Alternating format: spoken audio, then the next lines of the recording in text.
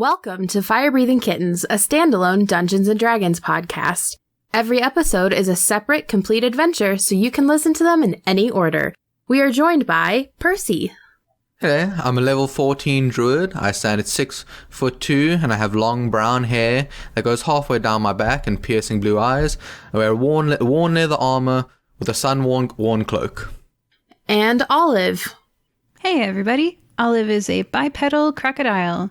She's a level 14. Whoa, wave the open hand monk. And Tobias. Hello.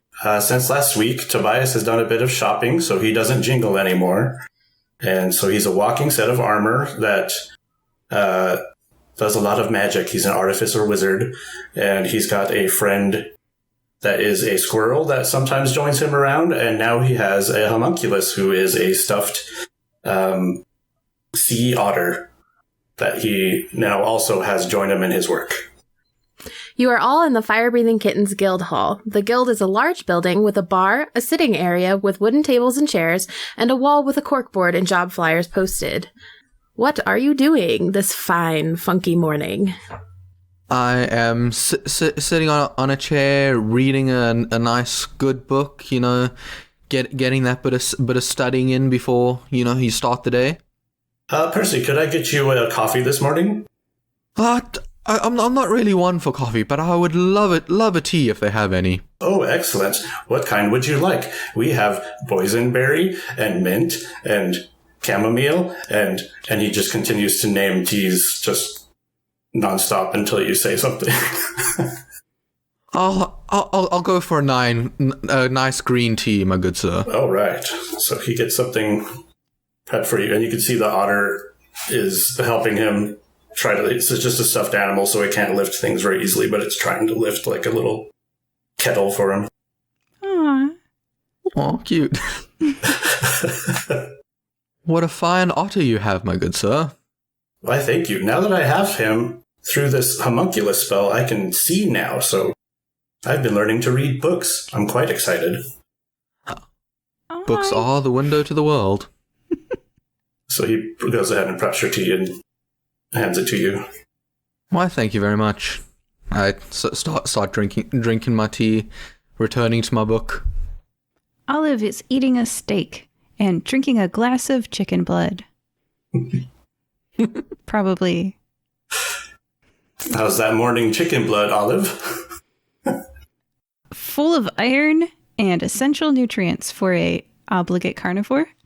I've never tried chicken blood. Do you mind if I sample it? Of course. I hand you a hot cocoa temperatured glass. He just maybe takes a little spoon, and takes some and puts it inside his helmet and analyzes it. Yeah, that is very irony. Perception check? 12. 19. 10. Okay, that means, Tobias, you are the only one that notices this. There is a whoosh of flame over by the job boards. Oh, flame. That's odd. Go over to the job board and check it out. On the job board, there is a very crinkled note that's kind of singed on the edges, and it is blank on the side that is facing outwards. Okay. Was this placed here by our guild? Takes it off the job board, carries it over to the otter so he can read it. Do you look at the backside? Yeah, but he would have to show it to his otter. Okay, I just wanted to make sure. So on the other side, written in some very dark red ink, is a note, and it says, "There's been an uptick in necrotic energy in Gardilu. Might want to check that out." And it's signed R.O. And that was Gardilu? Yes. R.O. Olive, do you know who this R.O. is? I should know, but I don't. You could roll a history check if you would like. Oh, look at that. I'm rolling this dice here, and it's saying that with a 11, I know that... Nothing. You know nothing. Sorry, I don't know who that is. Well, it looks like there's some kind of job there related to necrotic energy. Oh, like that time that Nezgrax killed a dude and then turned them into a ghoul? Jesus. I have not heard about this. What happened? Oh, that's right. It's a secret. Oh, wait, no, it's not a secret. Everyone there died. We don't need to keep it a secret from anyone. I'm laughing. Tobias isn't laughing. Okay, it says Gardilu. So is Gardilu the place where Nezgrax killed a bunch of people? No, Gardilu's a different place. Olive shows you the giant map. If you've ever worked pizza delivery, they have this floor-to-ceiling map of the town with all the individual streets labeled and stuff like that. There's a huge map of the country of Guaso, and Gardilu is kind of like at the bottom point of the coast, and it's swampy. It reminds the player of a certain city in Louisiana that you would perhaps go to for Fat Tuesday, which I think is pronounced Nolans. It is not. It is not. Well, what do you say? We've got 3 here. Were you up for your first job, Percy? Well, I mean, swamps do have alligators, and they're some pretty interesting creatures. Wouldn't mind going checking them out. Okay, let's head out. Yeah, how are you guys going to get there? Just fun question. Do the trains run there? Yes, they do. Well, I wouldn't mind taking a train. Yeah, shall we just go by train? All right. I imagine trying to hike there would take quite a while. Yeah. Train sequence. As you guys are walking to the train station, Olive, you hear a familiar voice calling out, "Oh, Miss Olive, Miss Olive!" I look around for the orphan child. Yes, and it is little Ember. And Ember is a fire genasi, and she is very short because she is a tiny little orphan. And her skin and fire color is blue. But however, since a couple episodes since we've seen her, she has upgraded her wardrobe significantly and is now wearing what looks like to be very brand new and very fancy official Sea Scouts outfit. Ember, you look so cute in that outfit. Oh, you look come here. And then, like, as she turns, I applaud and I tell her how cute she looks. So Tobias actually did meet Ember just in his previous adventure, and it was he had a nice touching moment, I think, with her. So he'd be excited to see her. Just be like, "Hi, how are you?" Yeah, that was in Monstercade for All. Yes, and she is saying hi and waving, and she is very excited to see you. But she says, "We need some help. Susie's over here. Our friend's cart broke down, and she kind of really needs some help, and we can't really do it ourselves, so I was on my way to come get you." Someone's in help? Let's go, guys. Sure. We can never let it all go. We're all in need. Absolutely. We've got someone perfect for the task. Aren't you an artificer, Tobias? Yeah. I also have proficiency in smith's tools and tinker tools and things like that. Then we should have it fixed in no time then. Show So you us guys the are gonna way, follow her? Ember. Yes. Sweet. She takes you down, and you're a little surprised at the alleyway she's kind of headed down. They're a little dingier, a little darker. Not what you would expect rich cookie inheritance orphans to have, or head down. And you come across what essentially looks like a mechanic's garage for wagons.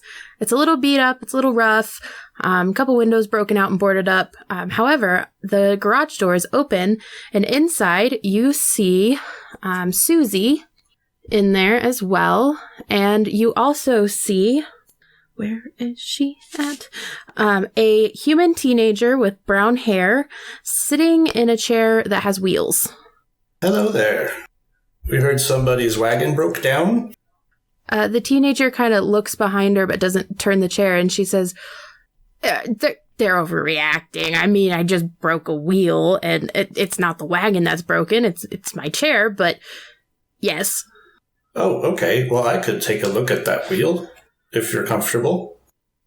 She just kind of gestures to the right wheel that, as you get closer, you can see is, like, snapped in half. Oh, my. How did you manage to snap a wheel in half?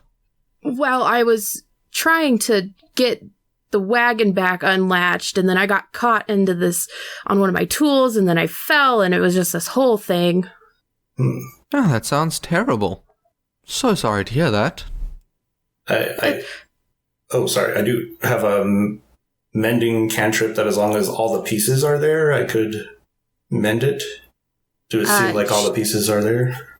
Yes. They're kind of piled to the side. Okay, I'll let everyone else speak while I work. So how have you guys been? Susie, Ember, have you been attacked by any sea hags recently? No, we haven't. We've sold a lot of cookies, though, and we fixed the orphanage, so it's not so scary anymore. Yeah, that's good. Fewer sea hags eating you, yes. Mm-hmm.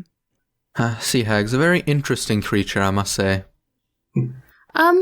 Well, they're more nightmarish, but I guess they could be interesting. But then we made friends, and this is Barley, and you just met her and you're working on her wheel, but she's making this really cool wagon where she can, like, roll up into the back of it so she can drive, and she doesn't have to roll everywhere. Oh, nice. He's finished, puts the wheel together, and starts to try to put it back on the chair. Barley looks kind of embarrassed that these little children are just, like, spilling her. They're not secrets, but you know how kids just, like, talk and don't shut up. And they will just tell you everything. And she just kind of looks and she says, yeah, but I just keep having problems with the wood breaking. It'd be really helpful if I could have some ruby maple, but there's no way I could go and get it. Ruby maple. Why can't you get it? Well, it's located in the marshes, kind of around the Gardyloo area, and wheelchair marshes doesn't really mix that well, you know. How much maple do you need? Well, if I could get my hands on, like, a live sprout, I could just plant it and then grow it and then harvest from it. Other than that, I'd probably need about a whole tree in order to build a wagon. Okay. I don't know much about harvesting a sprout. Do you think you could do that, Percy? I can definitely give it a try. I've done my fair share of garden tending in my days. We are headed that direction. Oh, I don't really have any money to pay you. But if you happen to run across one and you don't mind. Such a sweet girl, we would never ask money of you for such a small favor. Oh, well, that's very sweet of you. I really appreciate it. And thanks for fixing my wheel. And she, like, wheels around so she can keep working on her wagon. Well, anything for Ember. We're good friends. Ember's little flames kind of glow a little brighter in happiness. And Susie actually speaks up and she says, also here, and she hands Olive, like, an entire box of cookies. She says, I think somebody ordered these at the guild hall. I'm not sure who. We normally, put a bunch there a lot of the time. So you can just take this box and we'll bring more by later. All right. Olive takes out the gold to prepay her for it. Like 1 gold DM? Yeah, 1 gold, yeah. Okay. I'll take this over there for you. And then I guess I go back to the guild hall, all right, guys? Yeah, let's quickly. I say we should quickly drop off those cookies. We're not too far from the guild hall, right? Just saying, if it was me, player, and not Tobias, those cookies might not make it all the way. Yeah, if you want to deliver a box, buy 2. Yeah, actually, right. Hey, Ember, do you have any more on you? I might buy one for myself. Oh, yeah, let me just, and she, like, digs into her side pocket, and you realize it's a bag of holding. This child is ridiculously rich and has some ridiculous toys now. And she says, well, what kind do you want? Do you just want one of everything? I mean, we're kind of at the end of our season. We're kind of trying to get rid of everything, too. Yeah, I'll take one of everything, like minus 10 gold then, because I get one of each. Yeah. Okay.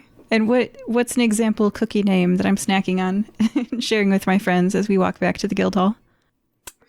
They are... I just had this pulled up. Where did it go?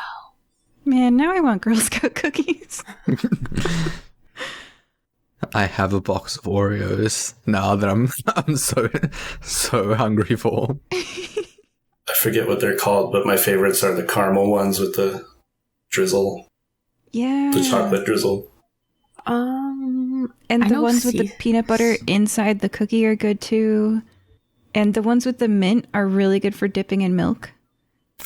Ooh, yes. Nibble it and then you dip it in milk, and it the coating of chocolate keeps it firm enough that you can eat it easily. Yeah. Okay. All right. Yeah. As you dig through, it's mostly sea snaps, and you get the feeling that these are the kind of cookie that did not sell a lot this year. Oh, the plain biscuit ones. Yes. Yes. Yeah. Oh, that's okay. I'll eat those. See, the secret is you have some marshmallow fluff, and then you make yourself a little sandwich. Yep. All the players are like, why are we not eating right now? And just about any cookie is better with milk, right? So True. Yeah. True. So you guys go and drop that off, and then you go to the train station. I am assuming you are going to pay for your ticket. Speak now if you are not. Yeah, Tobias is paying. Yeah, I'll definitely pay for my ticket. He's not a spoony bard. We literally started an anti-fan group with our insistence on not paying ticket fares, and now that they've terrorists attacked the city and we've run the course of that plot. That's what started the HHO, listeners. I know I told you can listen to this out of order, but I'm spoiling that for you. It was all because we didn't pay our train fares. So yeah, yes. I think Olive is probably just going to leave a little reserve of extra gold in case anyone tries to not pay for the Firebreathing Kittens. This is our account. Okay, you guys hop on the train. Is there anything that you want to do on the train?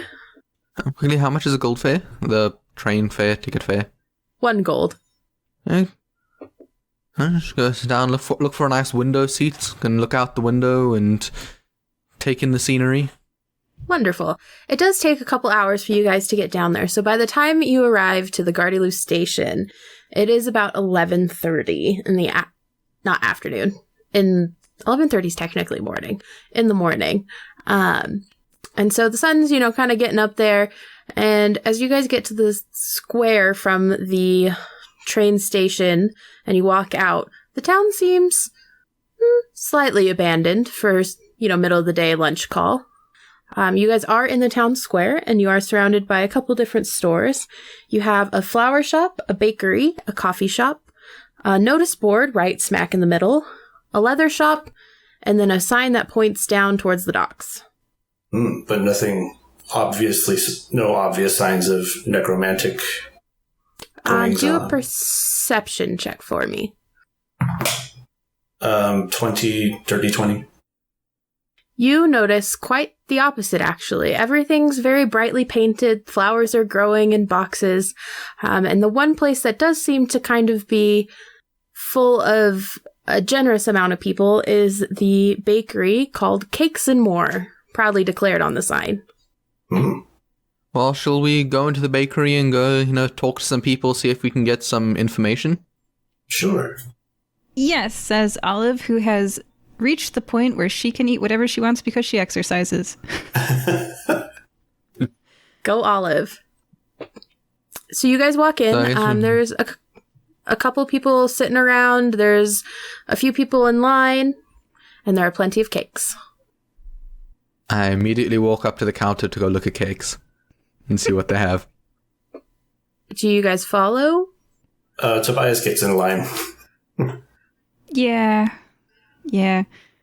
By the way, Olive is down. She started this season probably about 20 pounds heavier than she is now, and it's now muscle. So, yeah, Olive is in line and, enjoying this. It's a good trip. So as a listener that's followed along, it's come a long way. It's been fun hearing you always mention that she's overweight, every time she climbs a rope or something. And now she's fit. That's awesome. Yeah, just walking around and being active, and because I think inactivity was really the problem, you know? Hashtag life goals. The inactivity, not the being all fit and stuff. Yeah. So as you guys are kind of waiting in line, you see behind the counter a white tabaxi. She's quite short, but you can assume that she has a stool or something because she keeps like moving up and down every time she's checking people out. And the line kind of clears rather quickly. As you get closer to the front case, you can see that she has donuts, she has bagels, and then she has a bunch of different cakes displayed. Some of them are fish themed, some of them have flowers. One in particular has like pink and lace on it. So the stuffed otter like presses its stuffed animal face up against the glass, looking at all the... I go and press my face next to said otter and look at all the cakes. And so Tobias, while that's happening, says, Tobias is very down to business, so, do you know an R.O.? A who? An R.O.? Anybody with those initials? No.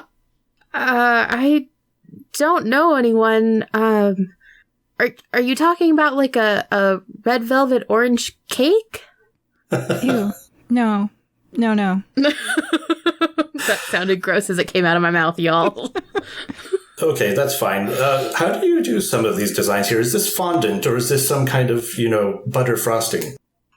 Oh, well, it's kind of a trade secret, but if you think about it, frosting has water in it. And then if you just and she kind of like waves her fingers and some frosting that's in a bowl kind of shapes up into the shape of your little otter toy. Oh, cool. And she goes, it goes like this. Ah, interesting use of shaped water, Yeah. Though, my grandma always calls it shape the sugar, but you can call it what you want. That's very creative. I like it. Thanks. Did you guys want some cake or? Yes, please. Yes. Olive's got to try the red velvet orange cake. Player would not. Olive totally would. Olive is down. Okay, Olive, I can get you the red velvet orange. Just give me 1 second. And she pulls out a chunk from the pink lacy cake. What kind of flavor do you guys want? You wouldn't happen to have any carrot cake, would you? Oh, yeah, just let me go grab it from the back. And then she brings you a slice of carrot cake, but it's like in the shape of a carrot. That is amazing. I think Tobias would be interested in the cake that is shaped in the most interesting sea creature, like some kind of maybe squid or I don't know, or just a really cool looking sea anemone or something like that. So as you're looking, you actually see a cake that is bright fluorescent colors, and it looks like a bunch of fish are swimming around like a reef in the middle. But as you like move to look at it, the cake like shimmers metallic. Whoa. And so it looks like the fish are kind of swimming. Okay, yes, that. Optical illusion cake. Yes. And she pulls it out and she says, well, this is kind of a new one I'm trying. It's like a weird strawberry raspberry cake, but the top is grape. Oh my goodness, you're making player very hungry. We're all going to go for cake in the middle. During our break, just cake break.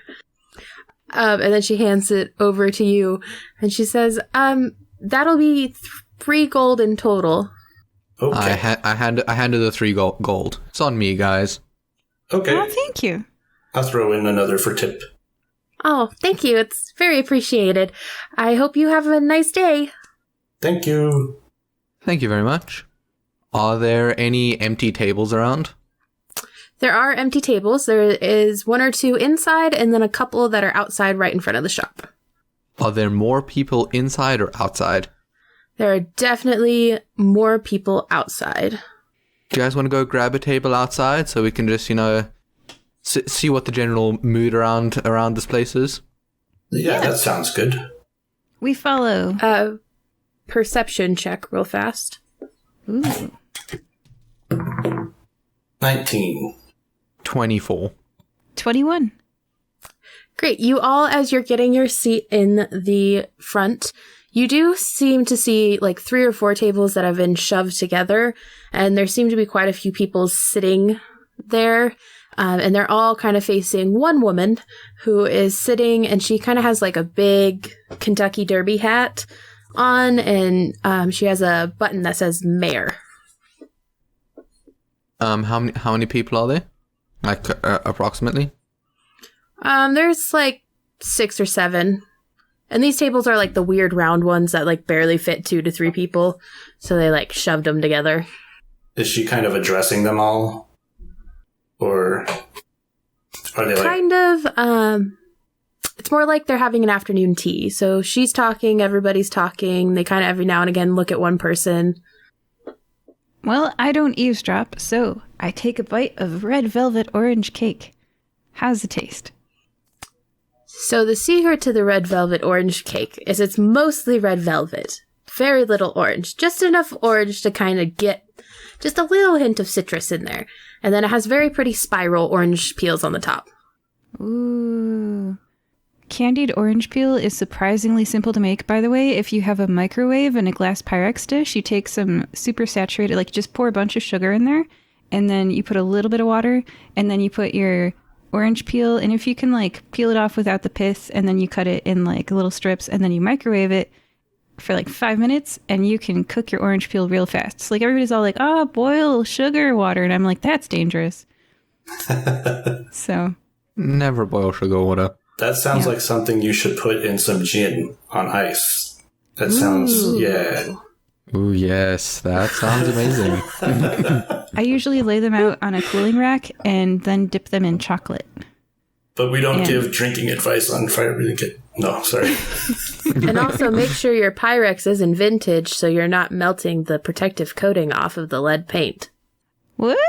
Oh, wow. What? That is good advice. Okay, buy new Pyrex, everybody. Just go out New now. Pyrex. New Pyrex. Yeah, you just want some borosilicate glass. You don't want any lead in there. Whew. I heard that the really old glass had uranium in it. Anyway, so, not Pyrex, but... Oh, okay. So, orange on top sounds amazing, because like a little orange slice with your chocolate. I can understand that. Yeah. Yeah. I mean, has anyone had a chocolate orange? They are amazing. Mm-hmm. True. The other two, are you digging into your cake, or what are you up to? I think I think Tobias would offer to share some slices of his, and then he would store his the rest of it in his chest cavity for later. Ooh, we do that thing where we each have a little sliver of cake that we give to the other person. Oh yeah, that'd be awesome. Yes. Yeah. Yes, we do that. That is always amazing. It is the best way to eat cake. Mm-hmm. So does everybody eat the Mirage cake? Yeah. Yeah. I'm gonna need y'all to roll D4s. Ooh. Uh-oh. 3. 3. 2. I should point out that I'm immune to poison. It's not poisoned, but you all notice that your tongues seem to be very shimmery and shiny. Oh, that's for awesome. that amount of hours, your tongues will be shiny and shimmery. That is amazing. So not poison, just a fun effect. And you do notice a couple other people have this effect. But yes, that is the amount of hours that your tongues now sparkle. Oh. So Tobias is totally going to try to analyze this, see if he can replicate it later with one of his drinks. Ooh, yeah, Ooh. that liquid nitrogen one that you breathe. As long as you eat it carefully, you can breathe out smoke. Yeah. Yes. Or one of those things, those alcohols that has gold foil in it or something, some kind of. Ooh. Yeah. Yeah, as long as the specks of gold that costs a hell of a lot of money and really has no point. Yeah. So none of us are rude enough to overhear the mayor. I think DM is what. Okay, I just want to make sure. I mean, Nobody she's a wants mayor. to. We can't be rude. I was like, if she was giving a speech, I'd listen, but yeah, not the same Just as casual Olive. chit-chat. Yeah. So do you guys just kind of sit and enjoy your cake then? Mm-hmm. Yeah. Okay, so about 15 minutes go by, and I'm going to need you to roll a Constitution save. Okay. I'm good at those. 23. 21. Woo. 21. Great. You hear, as it is echoing through the whole town, a whale song. And it's very loud, it's very haunting, and it sounds almost like a scream. And you all take 5 points of damage. So after hearing that song, do we have any kind of hint where it was coming from? Like, which direction? Probably the ocean, I'm guessing, but... Yes, the docks is a good direction that it is echoing from. It is definitely echoing from the shoreline. Shall we go investigate what that is? Yeah, I want to find out what that was. Yeah. Okay, so you guys head down towards the docks. The closer you guys seem to get to the docks, the more dismal and depressing the buildings seem to be getting. So the paint seems to be peeling. There's some trash in the streets. And it seems like people haven't lived in this direction in a while. And in fact, as you come upon the docks, a lot of boats have been dry docked and pulled up to shore. And they look decrepit, like they haven't been used in a while. This looks like a great place to buy a boat. Yeah, we might be able to get one for cheap. Yeah. Do the Firebreathing Kittens have a boat yet? Technically, we have the Sparrow. But Olive doesn't have a boat yet. True. So there is a dock that kind of extends out to the sea, or there's like a shoreline of sorts. Do you guys want to buy a boat? I mean, buying a boat doesn't sound like too bad an idea. I'd rather buy a boat than be submerged, for sure. Oh, man. Okay. All right. You guys negotiate, because I am not skilled at negotiating, but your budget is 2,000 gold. I think we should first look around and see if we can find any people so that we can negotiate with. Well, yeah. Do we see any activity of any people around us here? What's your guys' passive? 14 for me. Mm-hmm. Same. Mine is 20. Passive? Jeez. That's impressive. Yes, you all hear kind of down towards the end of the dock what sounds like a couple people talking. So walking on our way down there, see if we can see who it is, see what's going on. Follow. Great. So this dock, despite all the like abandoned looking boats that are on the dock and kind of tied up and, you know, covered in tarps and whatnot, the dock seems to be like thriving. It's in tip-top shape. The wood that it's made out of is dust-free. It's like smooth as in there's like no missing boards, but it's not so smooth that you're just gonna like slide and fall into the water. In case you were wondering, you cannot make your docks completely smooth. You will fall into the water. And as you guys kind of approach the end, you do see a group of 3 people standing there. And these guys are elven, and they all have brown hair. 2 of them, there's a male, a female, and a child-ish, a shorter one.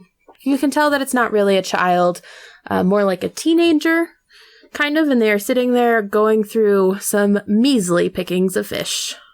I walked up to them. G'day, guys. How you doing? They jump in surprise. They're very surprised you are there, and the man turns around and he says, yes, hello, how can I help you? My name is Liam Fisher. We don't really get strangers down at the docks. Well, I actually kind of have 2 questions.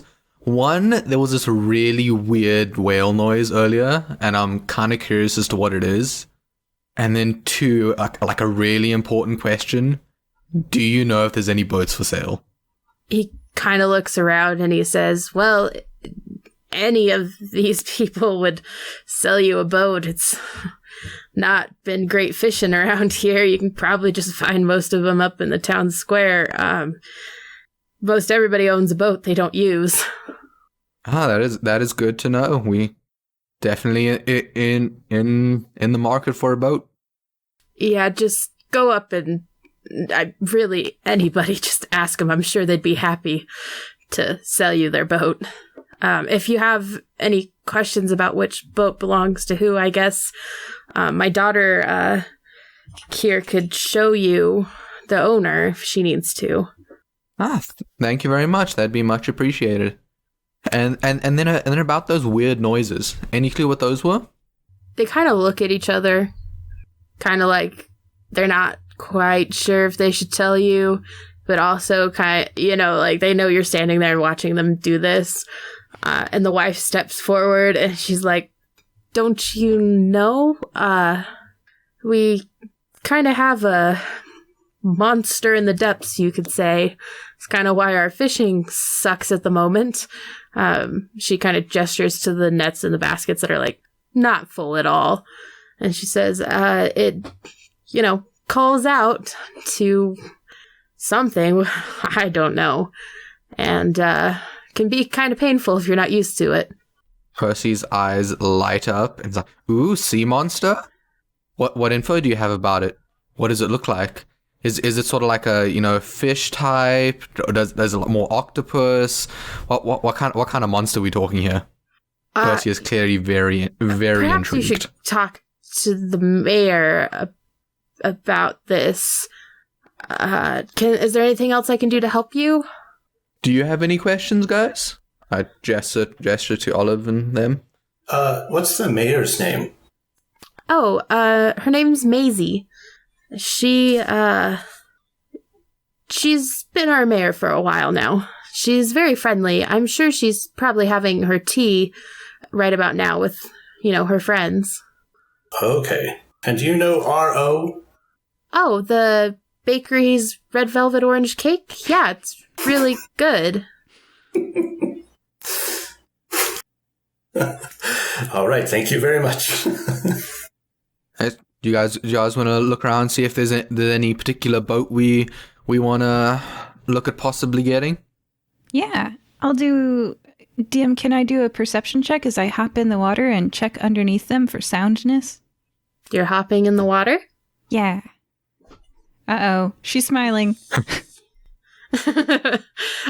Yes, you can do a perception check. I'm also going to need a con save from you as well. Okay, which one was first? One of these dice is a natural 1. I said perception check first, so it can be that one. Perception is an overall 9 from a natural 1, and the con save is 23. Okay, so with your perception, you just kind of go, "Oh, they're boats. They're not sinking. Great." Good job. With your con save, you kind of feel like the waves are kind of pulling out, but they don't really bother you. And after a very uneventful hop into the bay, I hop out, and I'm like, any of them are good, you guys. Also, totally normal. Everything's fine. Yep.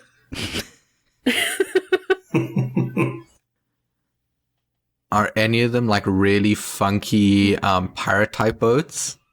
Because pirate ships are cool.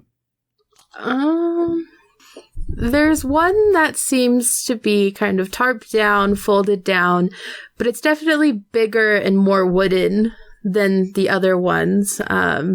Like less small town fishing boat, more big giant vessel that is tarped, but it's tarped, so you can't be sure if it's pirate in origin or not. That one right there. So we have the Sparrow, which is a tiny rowing boat, and then we can have the Jack Sparrow, which is our big pirate boat. Yes, that sounds can amazing. People operate that one? Do you ask the family that's standing there? Yes.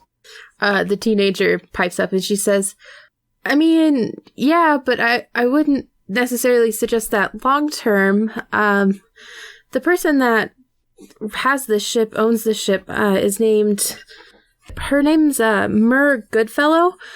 She kind of just inherited it, if I remember correctly. I'm sure she'd be happy to sell it. Can you spell the name? Because I'm going to spell it wrong. It is spelled Myrrh, and then Goodfellow. Well, if we don't want to be saying it with three people, I could always animal friendships a whale or so to help us pull it back to to home. Yeah. And then we can staff it full of fire-breathing kittens. We can do season 2022, fire-breathing kittens on the ocean. Yes. Okay. I happen to have met Mer Goodfellow, so can I do a history check? Yes. 8. Man, your rolls are not good today. Mer Goodfellow, you do know that you can find her in the flower shop in the town square. Hey guys, I met Mer recently. They were in the flower shop in the town square. All right then. Back to town. Well, and we can also go talk to the mayor while we're there as well, so 2 for 1. Yeah. Great, so you guys don't need me to come with you? The teenager is kind of looking at you like, do you need me? Do you not? You can if you want to. How badly do you want to get out of work? Very. Let's go. And she takes off towards the town square. I'm Olive. What's your name? My name's JJ. Our last name is Fisher, so I mean, not super creative. I want to be called JJ Sparrow someday, but Mom and Dad said I can't change my name. Well, when you get married, you can change your name. And when you move out, you can really call yourself anything you want. True. What brings you guys here? Well, we heard there were some problems in town, and so we wanted to see if we could help. Oh, who told you problems? I mean, there's not really any problems, and this is giving off... I won't make you roll for this, but it's very obvious this is giving off there is no war in Ba Sing Se vibes when she says this. Oh, just, the sea monster stuff that we were just talking about. I don't know what you're talking about. Here's the flower shop. Bye. And she takes off. Didn't even get a chance to introduce ourselves. Oh, well. I'm sorry. I'm really bad with people. Well, shall we go into the flower shop? Yes. Yeah. I mean, I'm even worse with people than you are, Tobias, so don't feel bad. Well, maybe it's the 80 teeth. I don't know. They don't scare me. I mean, 80 teeth aren't so bad. I mean, like, sharks have like 300, don't they? Oh my gosh, do they? They do. They have a lot of teeth.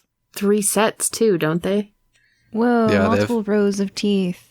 They have like 3 sets of teeth, and they constantly grow throughout their life. Yeah. So whenever they lose one comes back. Yeah.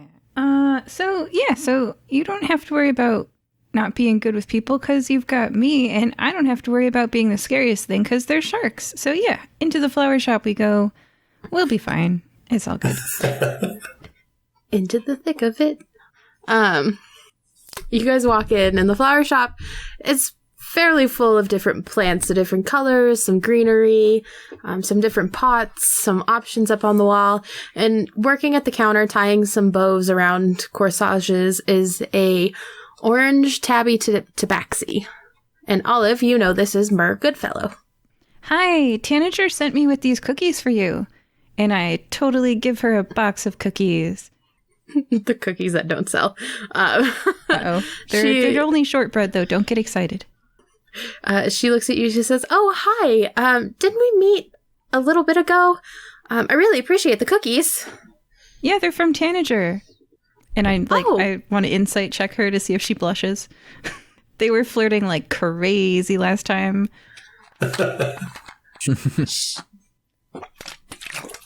She definitely blushes and kind of tucks them behind the counter. And she looks and she pulls out a single red rose and says, if you could take this back to him, I'd really appreciate it. Aww. Aww.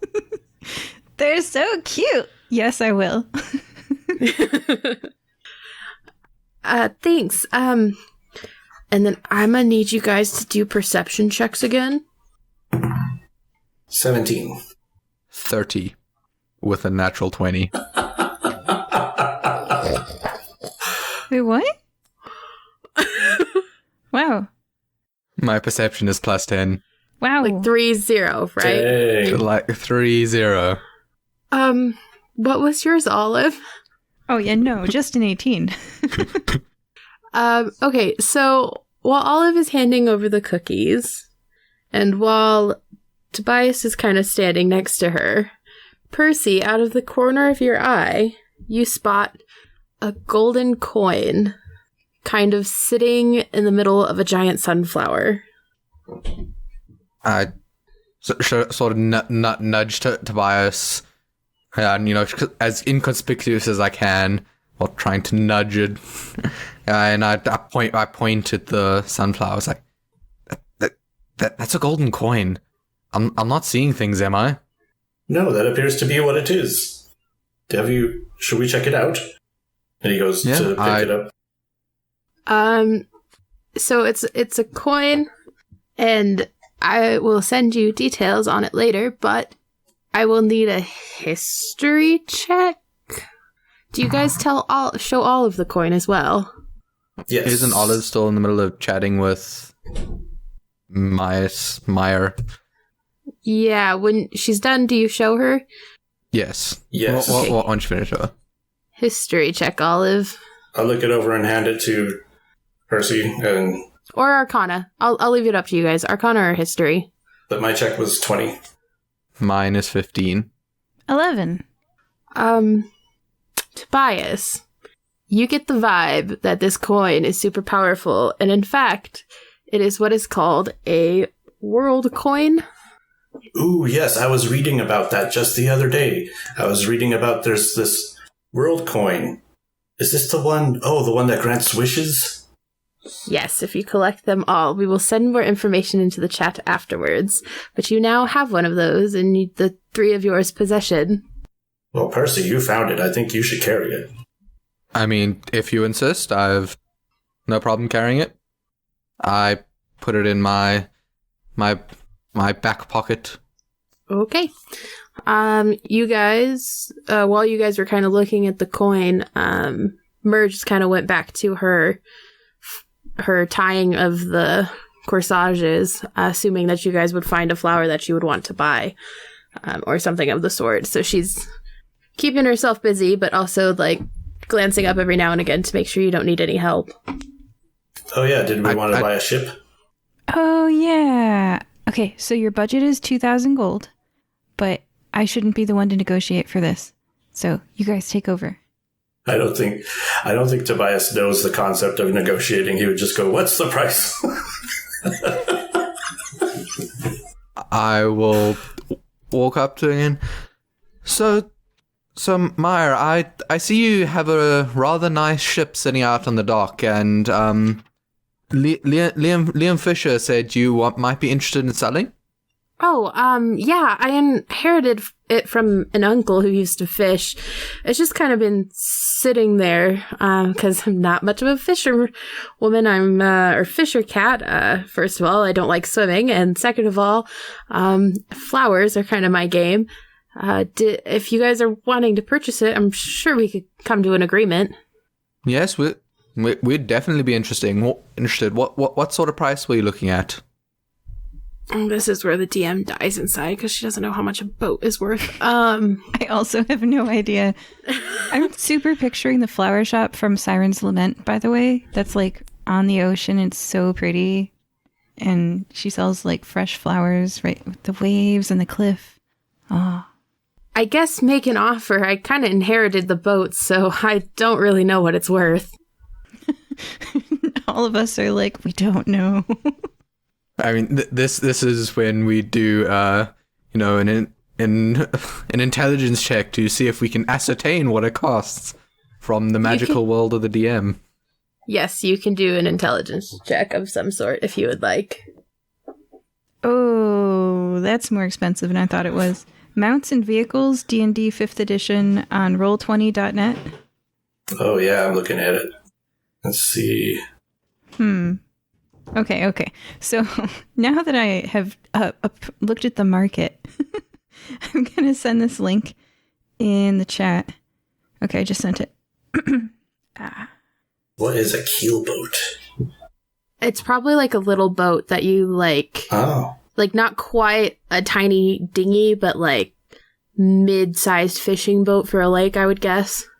The keel boats have they're sailing boats that have that long fin underneath them. Oh, okay. Aha. It's kind of close. When I Googled images, it does look like it could be done with 3 people. Whereas I'm not sure about like a long ship. I would assume it would be closer to a long ship in terms of what a long ship or a sailing ship in terms of what we were looking at. I'm like looking at pictures of boats like they look any different to me. I can't tell the difference from a long ship versus a galley. I don't know, man. These all look this. So what do you guys? I was picturing like the Black Pearl. There's someone out there that's a big ship person listening to this right now, and they're cringing so bad. Teach us about ships. Yeah. Actually, I would love to learn. Leave us a review with ship information. It's definitely a sailing ship. Okay. All right. I officially have 21,000 gold in the bank, and this table here has the sailing ship costing 10,000 gold. So just say that the number I whispered to you earlier was 10,000. I do have that amount, and I have nothing else to spend it on. So perfect. So it's definitely a longboat. What do you guys do? I'm going to attempt to haggle. So it was definitely a very nice looking boat. A little bit run down, but definitely rather not nice stock. I was thinking maybe 5,000-6,000 gold. And roll persuasion. 19. Oh, barely. She kind of considers it for a second, and you almost get the feeling that she's done so many corsages that it's automatic now because she's like not even looking as she's making bows on things. And she goes, well, I did get it for free, and I don't really know anything about boats, so yeah, sure, that sounds fine. I'm assuming the fishers are the one that told you it was my boat, so you should be good to just kind of go and get it when you're done. Yeah, perfect. Woo! Great job, Percy, but I'm not going to high-five you here because that would be weird. So, but like once we get outside this flower shop on our way to the bank to get a writ, oh man, like a check, you know? Yeah. Oh man. I literally can't roll a 19 because if I roll a natural 20, that's the only way for me to do. So thank you. I was so lucky. I have a +0 on persuasion. I rolled a straight 19. Oh man. It's better than my -1. Before we go, could I ask her about, do you know where there are any ruby maple grow in this area? Oh, yeah, there's one just outside of town, in the middle of the marsh. Just make sure that you're careful. The marsh can be kind of weird at night and during the day and at all times. Would you say that weird wailing sound comes from the marsh? What sound? Never mind. Which direction is the marsh from here? Oh, if you just, go up First Street and just keep headed till you run out of town, you'll find it. All right, thank you very much. And then just before I go, I grab the sunflower that the world coin was on and buy it from her. We're just going to say 1 gold because I'm a lazy GM. Don't at me in your review. Only at us ship types because we need to know them. And then all that ship terminology as well. Port, starboard, poop deck, all that important stuff. Yes. And she says, thank you. So we make our way out of the flower shop. Unless there's something else anyone wants to do. It still bothers me that I don't know who R.O. is. Well, may I suggest instead of just asking what R.O. is, ask if there's anyone with the initials R.O.? so they don't keep mistaking it for the cake. I'll try that again. We'll see if that gets me anywhere. Should we go ask the mayor? Yes, let's. I say we go to the mayor next, and we can do the bank in the marsh later. Yeah, and if there's no bank here, there's one in Nicomoy, so I'll make sure to pay them one way or another. I mean, you're taking a rose, so she wouldn't say no to you going to Nicomoy and coming back. Yeah. So like, oh yeah, and she knows me, and she knows she's semi-dating my friend, so yeah. You're keeping the love alive. She'll let it slide. Okay, yeah. I'm gonna pay her. Whether it's today or tomorrow when I get back home, if I survive this adventure. Officially, if you guys survive and I don't, my will is that 6,000 of my gold goes to her. Alright. Yeah, okay, that's taken care of. Okay, so you said you wanted to talk to the mayor. Yes, let's see. We didn't really find out where she goes other than we know she was having tea here at the bakery earlier.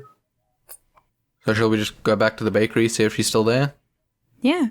Yeah, and we can ask around after that. We head to the bakery. She is still there. A few people have left, but she's still there, speaking to a few other people and drinking some tea and eating some red velvet orange cake.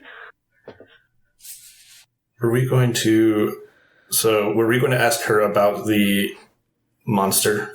That was the main thing we were going to ask her about, right? Yeah. Yeah, the monster is the main thing we need to talk to her about. Sure. Okay, yeah. Tobias does his direct thing and goes, "Hello, Mayor."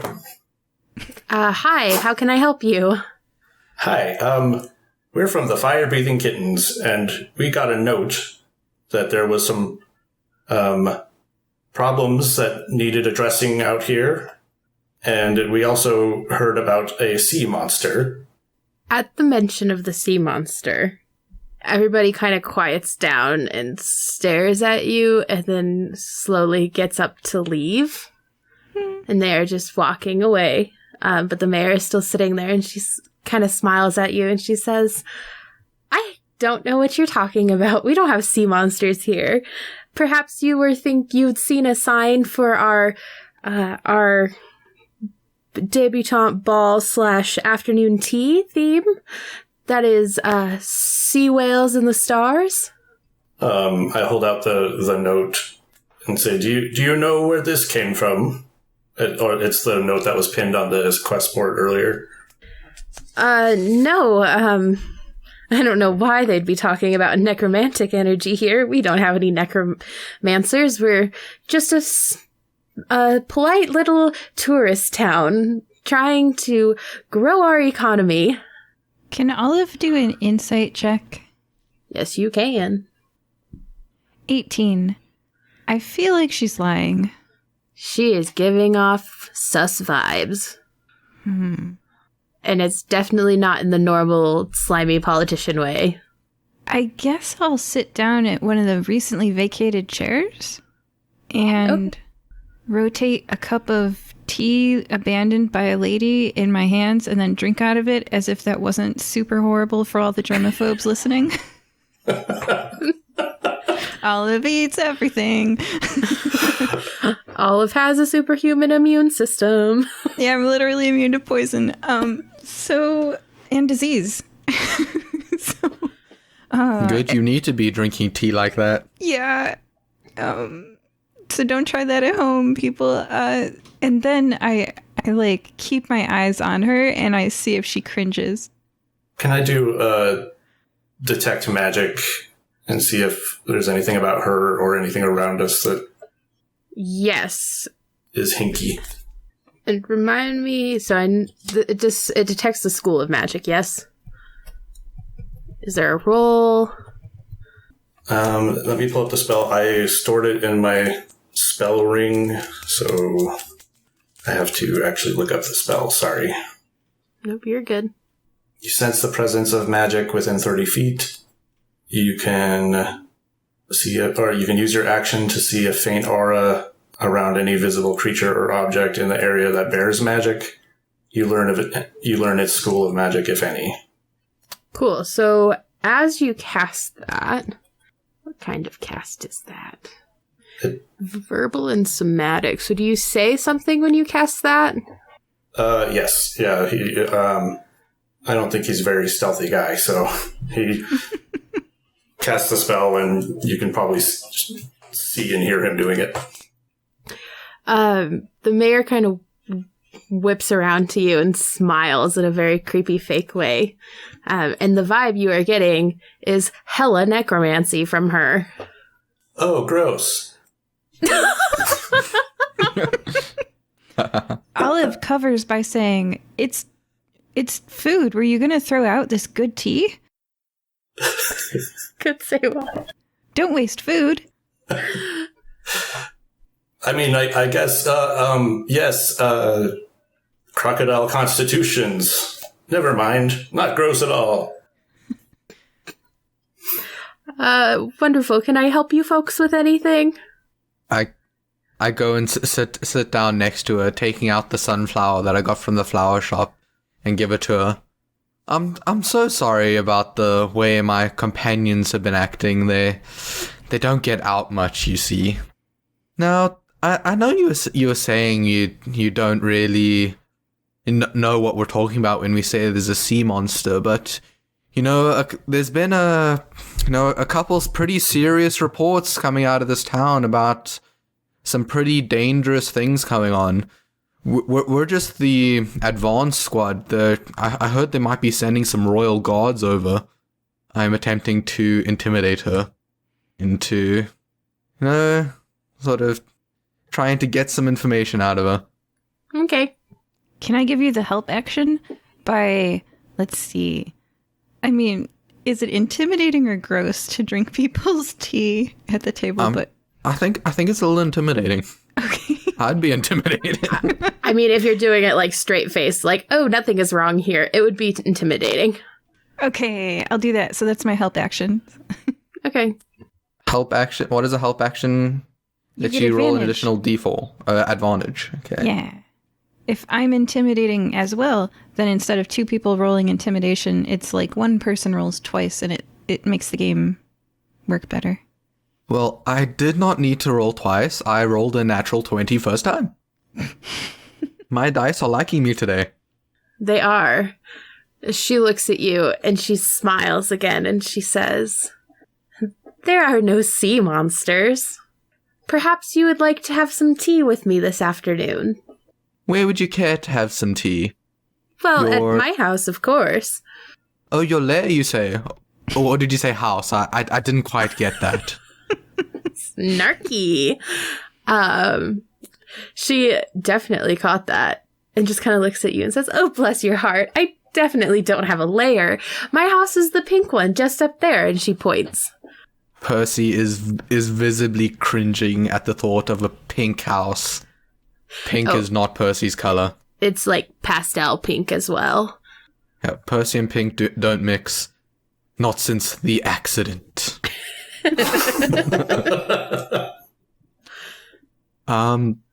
Well, I'm out of ideas of how to get information out of her.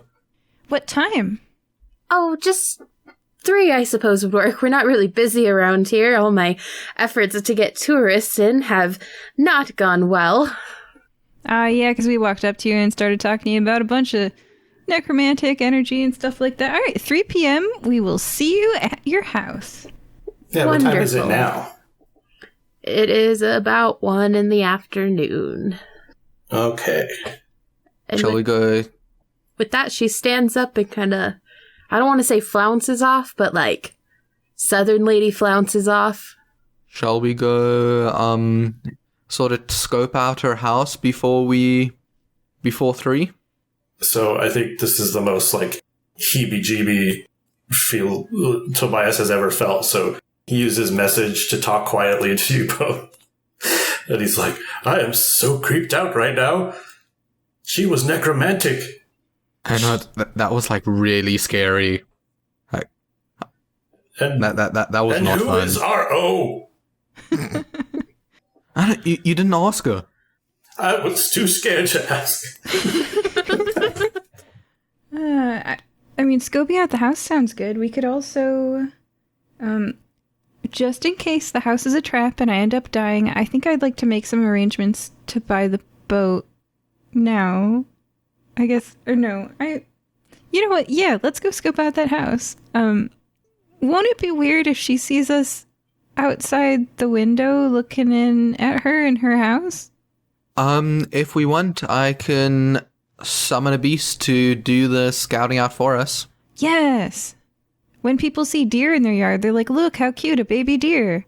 They're not like, I'm being spied upon. Okay, so then, is there any alleyways nearby that we can slip into? Yes, but I will remind you, it is the middle of the day, and you just watched her walk towards her house. Just, just gentle reminders here. So you can try to take an alleyway to get close to her house. I will need some stealth checks, though. And by stealth checks, I mean, as a team. I was just wanting to go into an alleyway so there weren't people around when I cast my summoning spell. Oh, yeah, there's totally, an alleyway that has some dumpsters and stuff where they put the trash from the bakery. Trash. I want an Olive shirt now that just says, trash, with Olive on it. I just want to make sure that I cast the right summon spell so I get a beast that I can talk to. So please bear with me for a second. Okay, then when we go into the alleyway, I will cast Conjure Animals. Okay. If you have that spell in front of you, if you'll just read it out for our listeners. Okay, you summon Fey spirits that take the form of beasts and appear in unoccupied spaces that you can see within range. Choose one of the following options for what appears: 1 beast of challenge rating 2 or lower, 2 beasts of challenge rating 1 or lower, 4 beasts of challenge rating half or lower, and 8 beasts of challenge rating a quarter of lower. Each beast is considered a Fey and disappears when it drops to 0 hit points. Your summoned creature are friendly to you and your companions. You roll initiative for them, and they can obey any verbal commands that you issue. Okay, what are you summoning? Think I am going to summon an elk, because Olive was talking about having deer in your yard. So I will summon, I can summon up to 8 elk, but I will summon 2 of them, because I don't think we need 8 elk running around. Roll a nature check before you do so. 24. You are aware, as someone who enjoys creatures that are strange, that perhaps elk do not live in the marsh near the coast. Ah, yes, we are in a marsh. I may have slightly forgotten that fact. And then a Siberian tiger. I mean, I can summon a saber-toothed tiger, but I think that might stand out. The voice of God whispers in the back of your head. You're an ecologist, remember.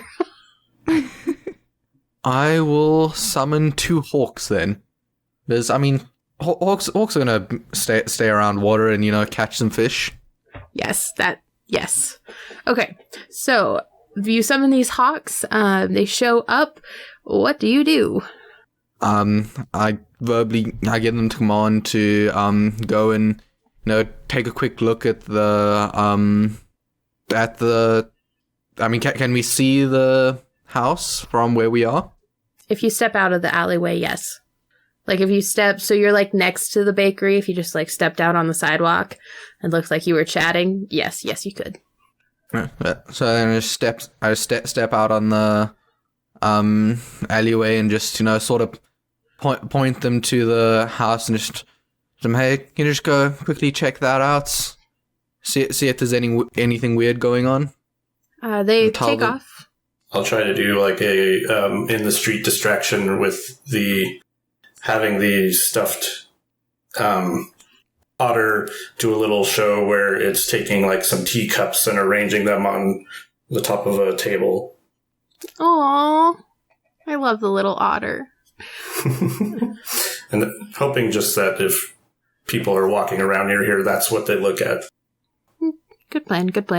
So the hawks fly around. You see them circle the house a couple of times. And it's only within 30 feet. Never mind. And then they come back and they sit in front of you and you can talk to them, right? Yes, I think I can. Yes. One of them kind of lands and says, "Reporting for duty, sir. I have the report. What have you found?" This is a rather large house, and she seems very well off for a mayor. She has the tea room being set now. It is bright yellow and pastel. There was also a mouse in her yard. I did not catch it. I rather would like to catch it, but I knew I had to report. Did you need to know anything else? I love it.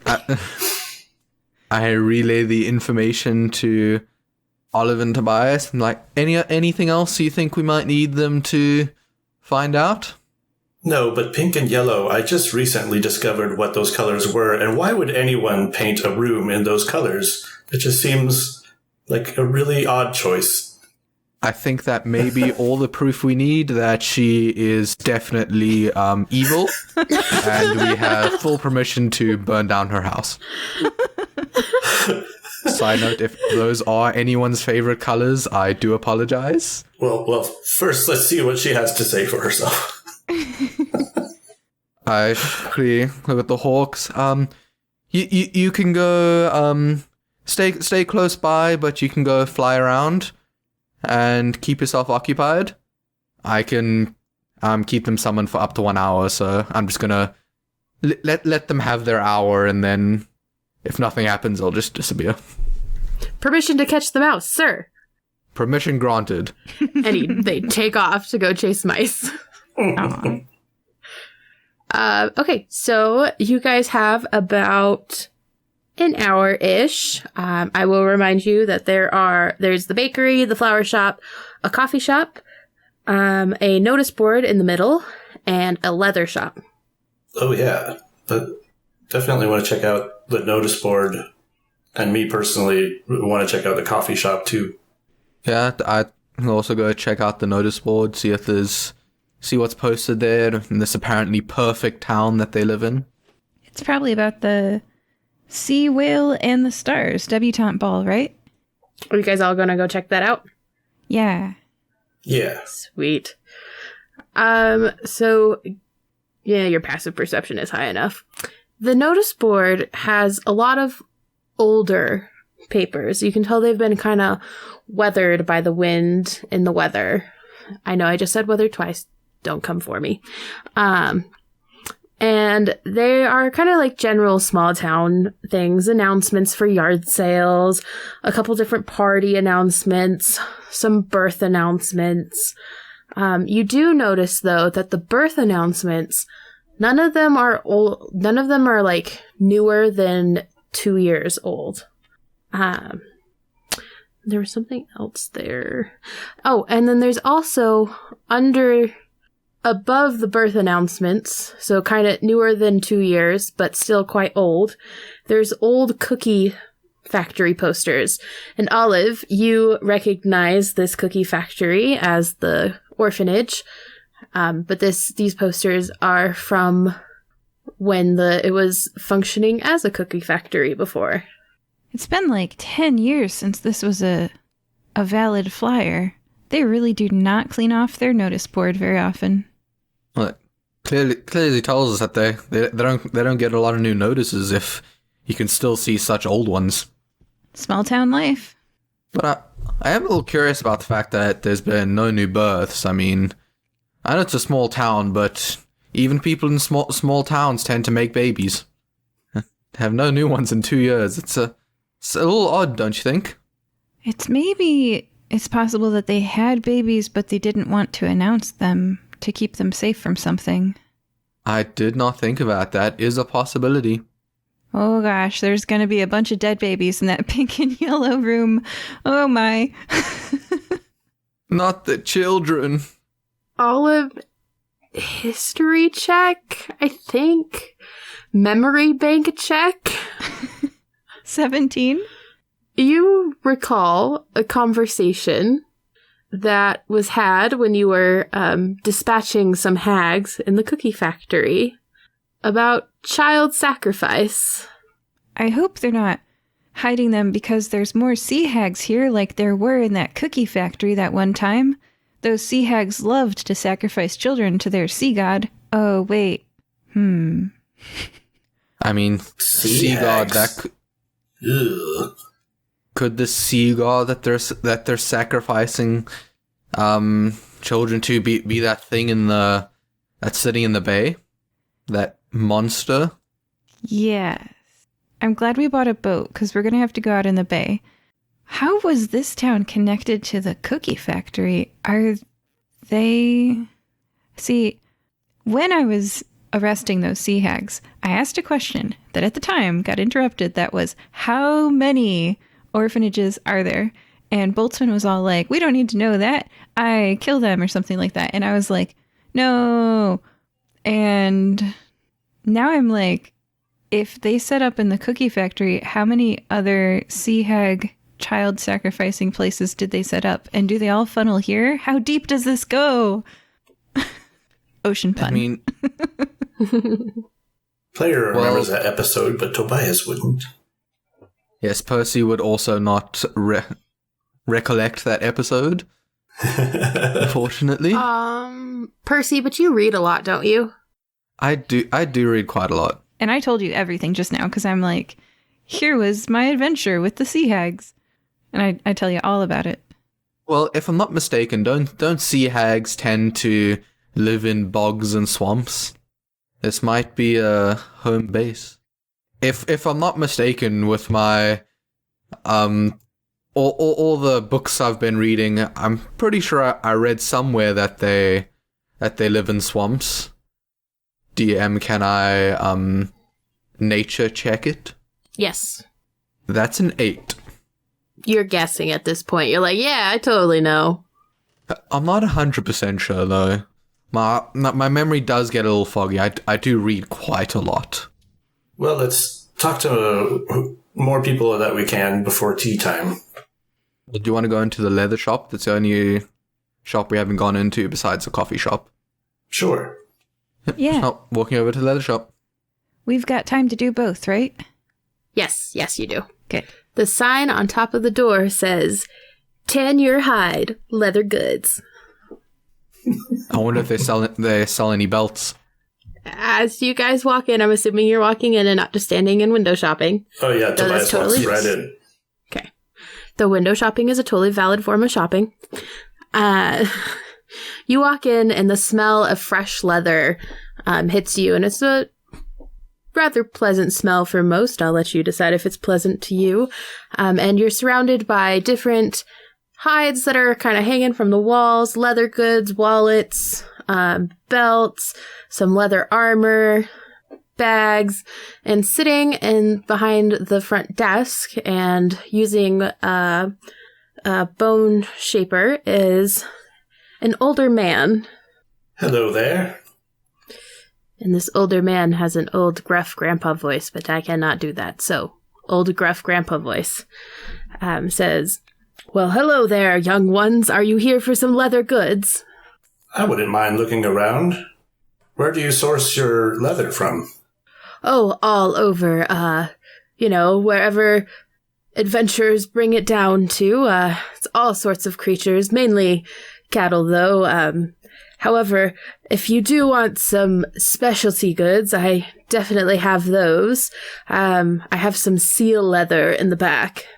Are those leathers ethically sourced? Clubbed from only the finest baby seals. I'm shaking in my baby seal leather boots. That's from Megamind, y'all. He looks at you and he says, well, of course, I only pay for the best. But do you make sure? But Percy's getting a little on edge. He doesn't like the mistreatment of animals, being a druid and all. Oh, are you one of those nature types? I value the world we live in, thank you very much, as we all should. Of course. You might like some of our plant leather on the left wall. And he gestures over there and turns to the other two. And you notice that this selection of plant leather is like pathetic. I'm just impressed plant leather exists. It is a thing in real life as well. Really? Vegan leather does exist. Whoa. Interesting. I don't know how they make it, but it exists. Did he introduce... I missed if he gave us his name. Sorry, did he give us his name? He did not. Okay, I ask him. I say, my name's Tobias. What's yours? My name is Gerald McGrug. Jer McRug? You misunderstood me, Gerald McGrug. I know the accent can be kind of hard to understand. Gerald McRug. Do you have any leather rugs? Yes, I have the finest McRug leather rugs. As the DM starts to die slowly inside. And he gestures to a table over to the right side of the room. And he says, and if you dig towards the bottom, there's some metallic colored ones. I know those are popular with the young crowd these days. Tobias gives it to the silent count of 3 before he says, do you know who R.O. is?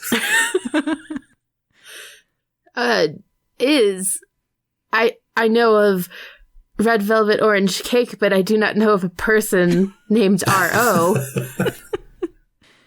Percy pipes up. Do you know anyone with the initials R.O.? No, nobody that lives in town. How much for the leather rug?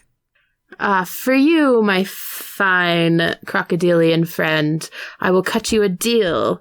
Only 10 gold.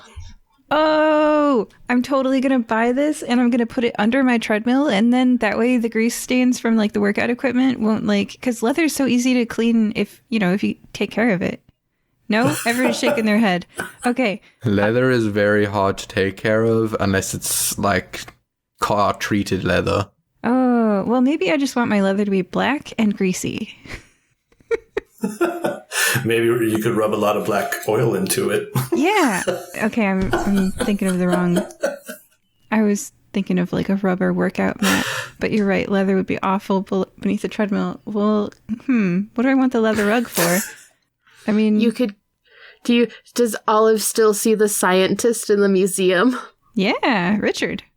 Could give it to him as a gift, maybe? I don't know. Hello, Richard. I have come with a souvenir for you. 1 second. I go into the hallway and I bring in like the 6-foot tall rolled up rug. I have brought you the world's most difficult to maintain rug. Enjoy your maintenance. Almost as bad as buying you a puppy. True. So how has the sea monster affected your business? Sea monster? That's nonsense. Oh, another one. Are you sure that the mayor was telling us about the sea monster? She's saying it's starting to be a little bit of a problem around these parts. It's really affected your fishing. I casually slip twice the price of the rug across the counter. Deception, my friend. Me? No, not you. Oh, good. Percy, who is outright lying. Can the 20 gold help? Yes, it can give Percy advantage. Oh, thank you. 18. That was a lot better than the 7 I got originally. Oh, that is much better than the 7, but he looks at you and he kind of sneers and he says, oh, the fishers, they're just complaining because the fish is low this year. Every now and again it happens. The fish just don't migrate in. I have no idea what you're talking about. And for sure the mayor would not talk about any sea monsters, even if they did exist. She's all about keeping up the image. So what's so important about the image that you wouldn't talk about a dangerous sea monster if it happened to exist? Hypothetically, I slip a couple extra gold coins onto the pile. Well, haven't you seen the town? It's dying without the fish. Of course we need tourists in, because who else will bring us money? I myself am set. I have a particular theater that comes through every now and again asking for leather for costumes, so I have a pretty steady business, but other people are not so lucky. Yes, but wouldn't she rather have, some adventurers come take care of the sea monster? Is there something particular she doesn't want them finding? I slip a couple extra gold coins onto the pile. Yes, what hold do they have on her? Our mayor is young and inexperienced, but she's not hiding anything. She's just a little exuberant. Is she dead and revived? I'm just asking, like, did she have any near misses, near brushes with death in her past? So what Olive says out loud was, has she had any near misses or like brushes? Has she ever gotten in any like dangerous accidents that she just mysteriously survived? No, but our mayorship isn't quite a voting matter. Her father was killed some years ago in a boating accident. Can I do an insight check on him to see if he's telling the truth? Yes. 23. He is telling the truth. Plus 10 really does help. Yes, it does. He is for sure telling the truth, and you can tell, like, all signs say he is not lying at all. Yeah, so he actually believes that there's nothing wrong with the town. Correct. Okay. So I've got this skin, and Olive takes some skin out. It's clearly her own skin. It's been super long dried and shriveled up. Could you turn this into like a coin purse for me? It's the skin from the back of my hand from How to Construct a Siege. You guys, give me a second to process. Please note, we do not endorse maiming yourself to make purses.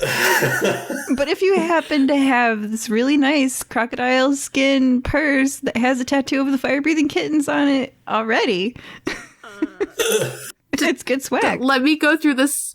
Just let me go through this, like, 7 stages of grief plus, like, 4 more.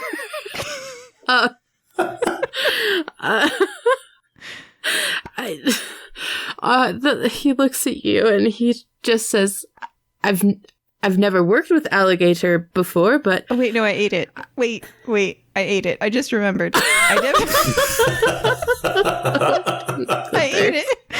I don't have that skin anymore because I ate it. That's even I didn't say that. That is somehow worse. That is so worse. That is so worse. So much worse. Okay, he goes over and rolls up the rug that you bought, hands it to you. Thank you.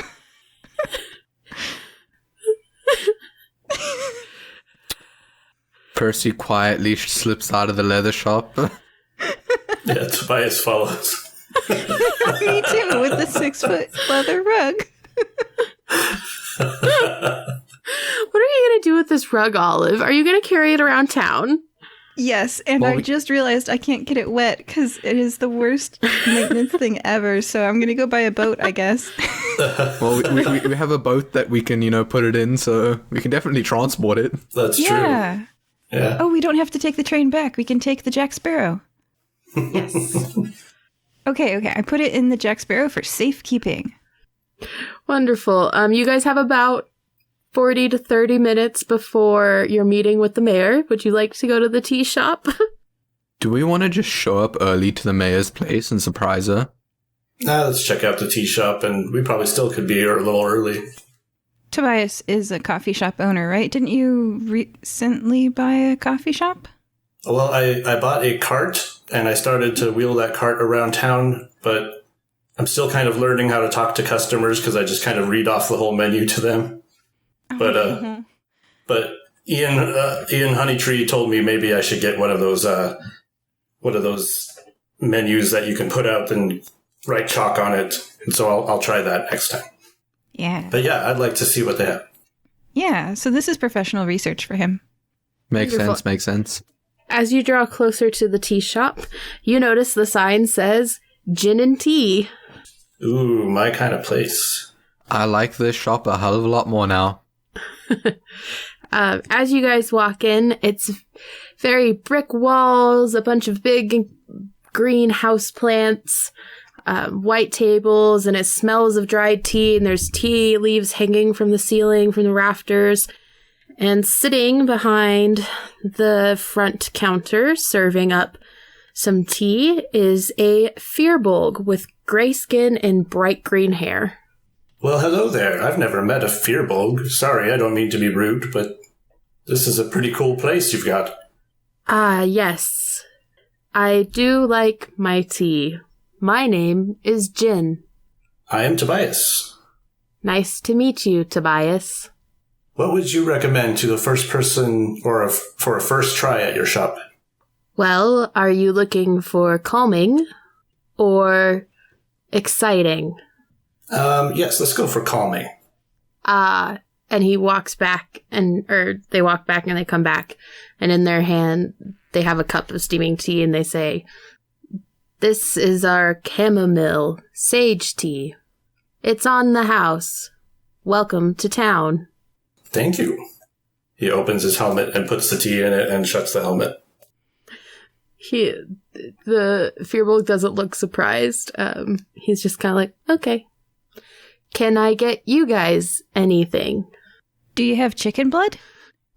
I do not, unfortunately. Are you looking for something spicy? Yeah. And he turns around, and he pulls out a couple bottles, and he pours it in, and then he grabs some tea leaves, and it heats up, and he hands it back, and he says, "I believe this will be the spice you are looking for. This is our fire tea. Olive drinks it. It is like 90% alcohol." Whoa, Olive is drunk. Oh, is it that cinnamon whiskey type stuff? Yes. I have some in my kitchen. It's good stuff. That stuff is really good. Now I want some. Oh, man. Olive feels pampered. What about you, our fine elven friend? I'll have to abstain for today. Not in the mood for some more tea. I've already had earlier today, you see. Ah, you must like ghost tea. And he hands you an empty cup and starts laughing. Why, thank you very much. Percy very obtusely drinks it, making grunts and noises. This finest tea I've ever had. He's laughing harder, and he looks at the other two, and he goes, "That's a tea joke."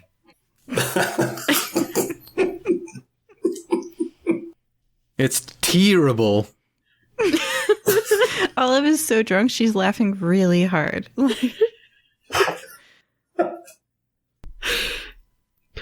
He kind of looks at all three of you and says, "What brings you to town?" We've just been, investigating the monster.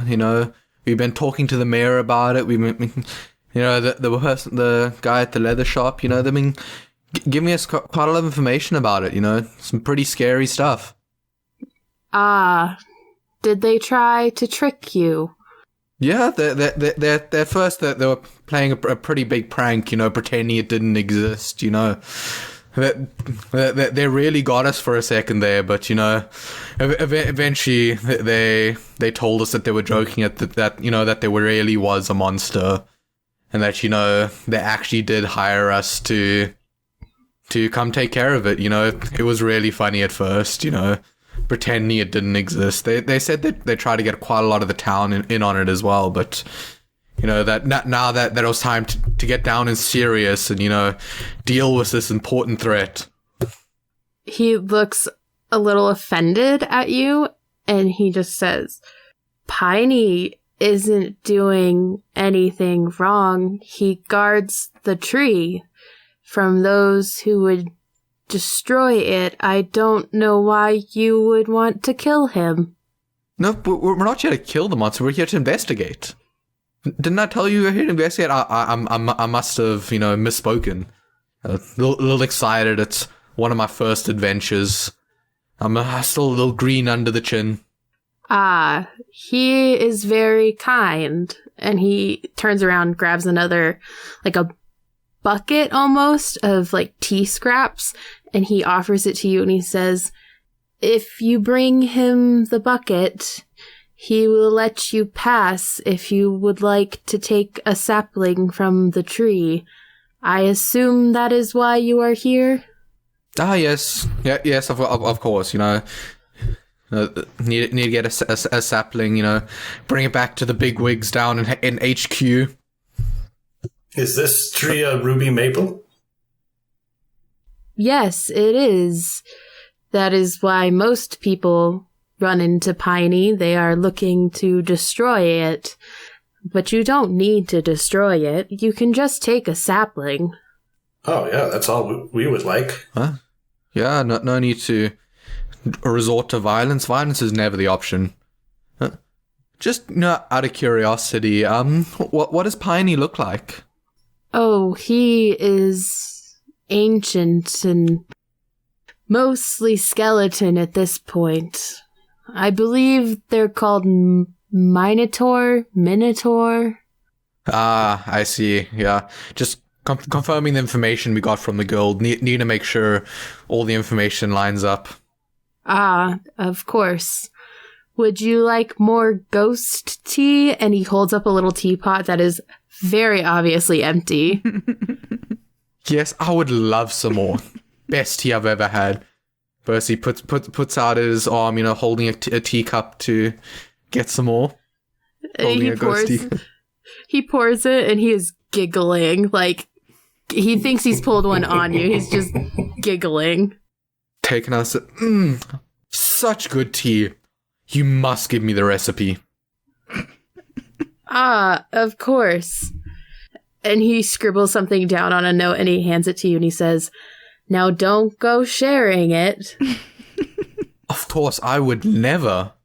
But Percy puts the note, you know, in his coat pocket right next to his heart. So it's keep it close. Ah. I'll keep it safe, don't worry. Is there anything I can get you? Any other information we want to get? Hiccup. I'm all good. Do you know who R.O. is? R.O. is not a person. It's that wonderful cake from the bakery. Red velvet orange. Are you sure there's no one with the initials R.O. around town? I am positive. Or even maybe O.R.? You know. Well, now that you mention it, no, he doesn't say that. He just looks at you and he says, well, no. The only R.O. we have is the delicious cake. I see. Thank you very much. Very good information. Can the higher-ups will be proud messages? Of me. Have you known this cake to send messages? I mean, I'm confused. No. Why would cake send a message? That is a bad bakery joke. He takes the tea out of his helmet and just throws his hands up. Sorry. My friend's here. He's a little stressed out. The big rooms told him if he didn't find out who R.O. was, he was going to be in big trouble. That's unfortunate. I hope they don't punish you too much. I like seeing you around. Your friend is funny. Come back soon. Thank you very much, and thank you very much for this ghost tea. I'll never forget it. And he giggles again as he turns back to continue making tea. It is now time for your tea time with the mayor, but before we get to that, we are going to take a short break. So we were joined today by Tobias. Hello, or goodbye. See you soon. Percy. See you in a bit, guys. Please leave us a review on iTunes and we'll read it for you, or we'll read it for everyone here on air. Bye. Bye. We hope that you're enjoying this episode of the Firebreathing Kittens podcast. Please leave us a review on iTunes.com. If you leave us a review, we'll read it on air. It's fun listening to the words of your review get read by the characters you know and love. So go to iTunes.com and leave us a review today. Can you think of someone who might enjoy this podcast? Please share it with them. Is their birthday coming up? A special anniversary? Would you like us to wish them a happy day on your behalf? You can arrange for us to read your shout-out on air at firebreathingkittenspodcast.com through our partnership with the website Buy Me a Coffee. Do you enjoy reading books? You can find paperbacks and ebooks based on our adventures on Amazon.com in the bookstore, Firebreathing Kittens, that part's all one word, podcast. The authors do a great job of adapting the stories into fun novels. We also have official merchandise on Redbubble.com. Imagine owning a notepad with the Firebreathing Kitten logo on the front, or a t-shirt with one of your favorite characters. And lastly, I'd like to take a moment to sincerely thank all of you. We don't pay to advertise this show, so the only way we can grow is through the support of listeners like you.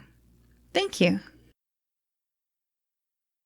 Welcome back to the Firebreathing Kittens adventure. Today we are joined by Olive. Heyo. Percy. Hello. And Tobias. That tea was quite good. Hello. You guys have just exited the tea shop, and I'm assuming are on your way to the mayor's house? I think it is that time. I think it is that time to head off to the mayor's, if I'm not mistaken. Let's go. Okay, you guys approach the mayor's house. What do you do? Knock on the front door. Look for a hawk happily eating a mouse. It has been past an hour, so they have been dismissed.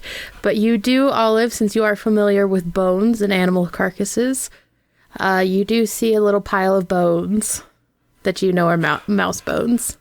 Good hunt. Yes.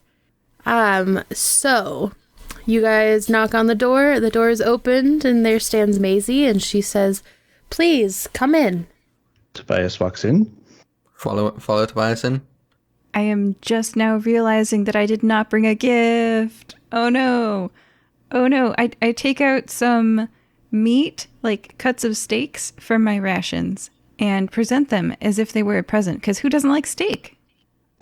Thank you very much. And she takes it and she kind of gestures to a room that has been set up for tea. And you guys do notice that the walls are very pale yellow, like a pastel yellow, and the ceiling is a pastel blue.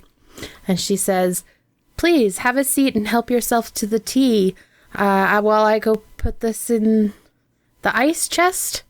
And she walks off to go put it away. Or a frying pan on the stove.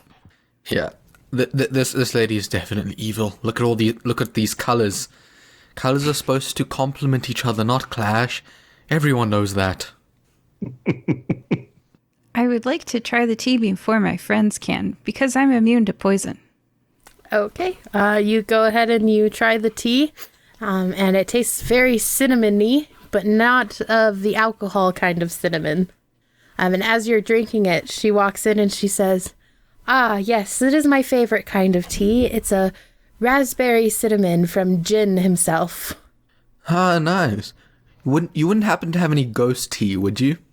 She kind of looks at you, and she's trying to decide if you're serious. And she says, I suppose, are you being, like, serious? Like, is your face... I'm doing it in a more playful way, more as, inside joke kind of thing. She smiles and she says, "If you're sure you want it, but I think I might be fresh out, I'm afraid." What a shame. Guess I'll just have to go back to Jin later and get myself some more. Yes, it does seem that his place is the only place to get ghost tea. I know you must have more questions. How can I help you? Or perhaps you'd like to attend our little nighttime party? What is this party for? Oh, it is just a little get-together for the town. We don't get a lot of visitors here that often, and I'm just trying to keep morale up as, more and more people leave. What was the theme of the party again? Was it Minotaur or something to that effect, if I'm not mistaken? I very intensely look at it to see if she has any reaction to the words. She's just confused, and she says, no, sea whales in the stars. We did minotaurs last year. Ah, I see. That must be where my confusion came from. Yes, do you have any... Can I help you with anything else? I must say, I do need to get ready for the party tonight. Well, I mean, since we're here, and since there's steak, and since you have a frying pan... I suppose, shall we retire to the kitchen? Might as well. Sounds like a plan. Okay, I'm gonna need you to do a dexterity saving throw. 17? 13. 17. You all fail. As you're walking through the door between the front entry and the tea room, Maisie walks through fine, but as you three take steps through, you find yourself located in the middle of a marsh, facing a giant hedge. Can I use Diamond Soul to re-roll? I'll spend a key point and re-roll a fail save. Yes, you can try. Okay. 27. Oh, that does pass. So the other two are transported, and all of you find yourself alone in the kitchen with Maisie. Steak. Do I notice? Perception check with advantage. 26. Oh, where did my friends go? Maisie looks at you and she says, oh, they must not have wanted any steak. How do you like your steak? Singed on the outside, raw on the inside. Interesting. Of course, and she begins to cook. Now we hop back over to the other two. You are now facing a giant hedge, and there is an entrance, and you're in the middle of a marsh. What happened? This is a little odd, to say the least. Did you see how we got transported here? No, I didn't see anything except for becoming here. Start to head toward the entrance, you said? There's an entrance? Yes, there is an entrance that is very easy to see. And as you head in... I want to stop Tobias, and I, subtly indicate, Tobias, you do know I'm a druid, right? And one of our very favorite pastimes is transforming into animals, such beings that, can roam the land or fly above it. Do you think it might be convenient for us to, instead of walking through this hedge in what I assume might be a maze, instead rather fly over it? Can you make me a bird? I can turn myself into a giant eagle and carry us. Oh, okay, yeah, let's try that. So I am going to use my wild shape and transform myself into a giant eagle. Okay. And then once I'm a giant eagle, I'm going to pick up Tobias in my claws and start flying over the hedge at a relatively high, 70 feet above the ground. Don't be too close in case something jumps out at us. Okay. I need you to make a strength saving throw. Ooh. I can help with that. I'll cast... It is called... There it is. Okay. No, I don't have it prepared. Never mind. Sorry. I got a dirty 20. Okay.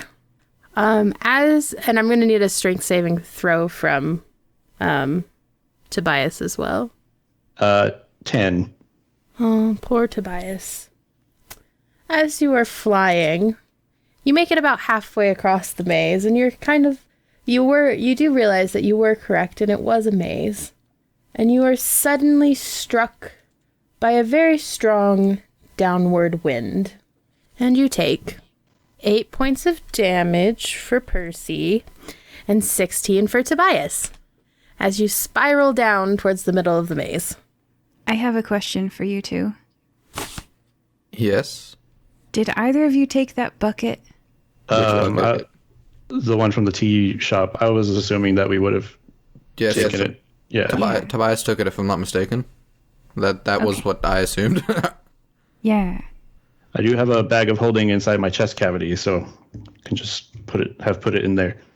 All right. I'm spiraling toward the ground. Can I use an action to cast a spell at this point? Yeah. Just seeing if I have anything that can help everybody. I only have something that can help one of us, and you're a big bird. So I'll cast the Resilient Sphere on myself, and I don't have to do a save because I'm a willing creature. But it says nothing, not physical objects, energy, or other things can pass through the barrier, and it surrounds me. So does that that just cancels out damage then, right? Yes, and we were looking at me falling, I think, 70 feet. So that's the part I was worrying about. Yes. Okay, so that protects you from your damage when you hit the ground. Percy, you do take another 10 points of damage. Can't I just, spread my wings and stop falling? I am a giant bird. The wind is on top of you, and we're talking hella strong. But you could cushion your fall. Yes, it is like you have been hit by a brick wall of wind. But the great thing about animal shape is when your animal HP drops to 0, then you go back to your normal druid HP. I will accept the argument that you landed and did not take any damage because you are a bird. I will take that. You can keep those 10 hit points if you would like. That is fair. Because you are a bird. So you now find yourself in the middle of the maze, and the minute you touch down, the wind does stop. You are at a corner, and you can either go straight or go left. Do you have any clue what that giant wave of wind was, Tobias? The way it came out of nowhere, and the way it's around this maze, I'm just assuming it might have been a spell effect, some kind of wind effect. But let's go left. I think it's something of a tradition for the kittens. Well, before we go through, what is the walls made out of? Is it just plants? It's roll either nature or perception. 1, 2. I'm going to revert my form back to human before I do this. So I can get my own perception check. I'm 28. So being a druid, you are very familiar with plants. And these plants look very sickly. Like they look like they would be a normal bush of sorts, like a normal hedge. But they are kind of drained of color and have I don't know what they're called. But like the thing in the leaves, the little liney part is black. And the green is so dark it is almost black. So we're talking plants that are about to die or necrotic plants? Necrotic plants. Okay, necrotic plants. Gross. Well, we know which direction the center was, right? Yeah, you're in the center. Do we notice anything besides just the hedge walls? Nope. Just a bunch of hedges. You wouldn't happen to have any fire spells, would you, Tobias? I think you might just have to burn the hedges down. Because I don't think it would be a good idea to attempt to, navigate through this maze. We will most likely get very lost, and seeing as we can't just fly out of here, it could be dangerous. Most of my spells are more along the protection and enchantment type, transmutation kind of thing. So let's just take one of these paths, see what we find. Okay.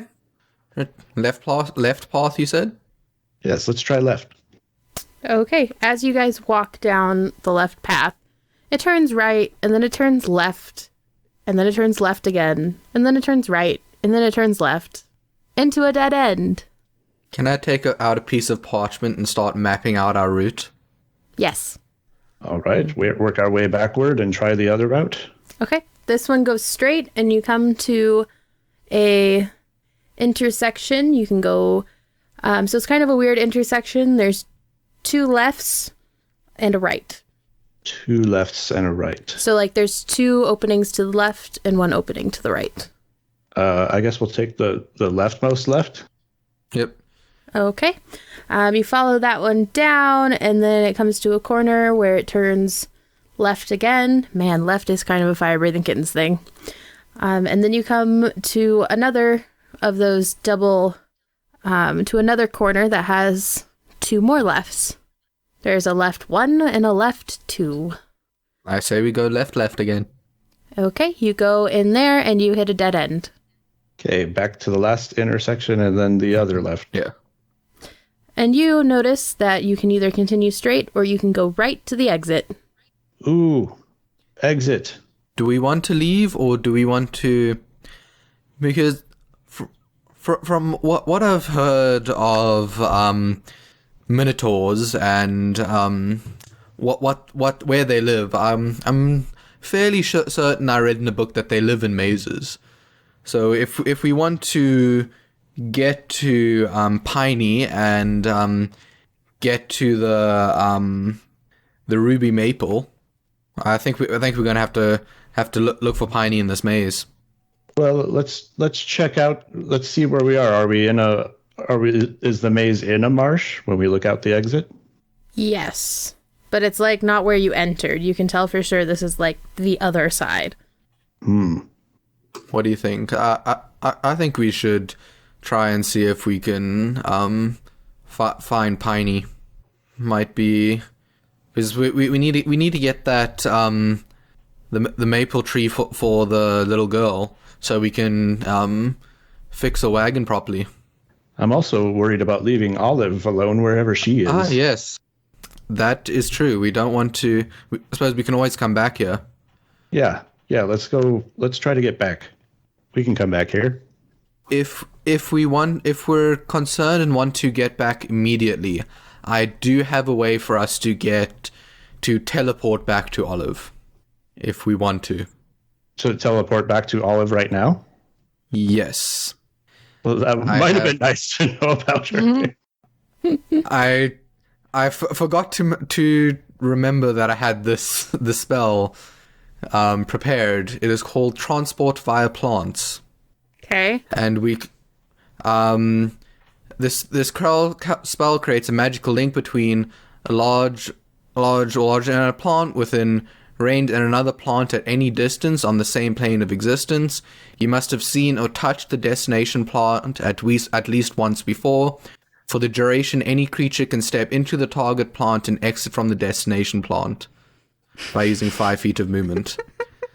So you know that sunflower I gave to the mayor? Oh, yeah. Yeah.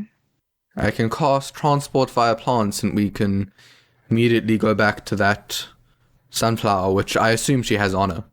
Sure. And you can... How often can you cast this? You can touch a plant here and we can come back here? It is duration of 1 round, so I can cast it once. So we would have to walk back here. What level is this spell? A 6th level. Okay. I find a large plant nearby and cast Transport via Plants. So I'm gonna need you to make an ability check using your spellcasting ability. My spell modifier, my spell attack modifier. Or maybe I have to. Oh, I have to. I'm sorry. I had that backwards. I have to make a check. Hold on. Yeah, so you go to cast the spell and it doesn't work. Like consumes my spell slot and doesn't work. So I'm using counterspell. I think it consumes your spell slot. When you cast the spell. I mean, does anybody know? I have never used counterspell before. Okay, let me look it up. I've never used it before either. I think the way it's worded, it says on a success, the creature's spell fails and has no effect, so that makes it sound like they spent the spell slot already. Yes, then it just doesn't work. And it's against my spell save DC, right?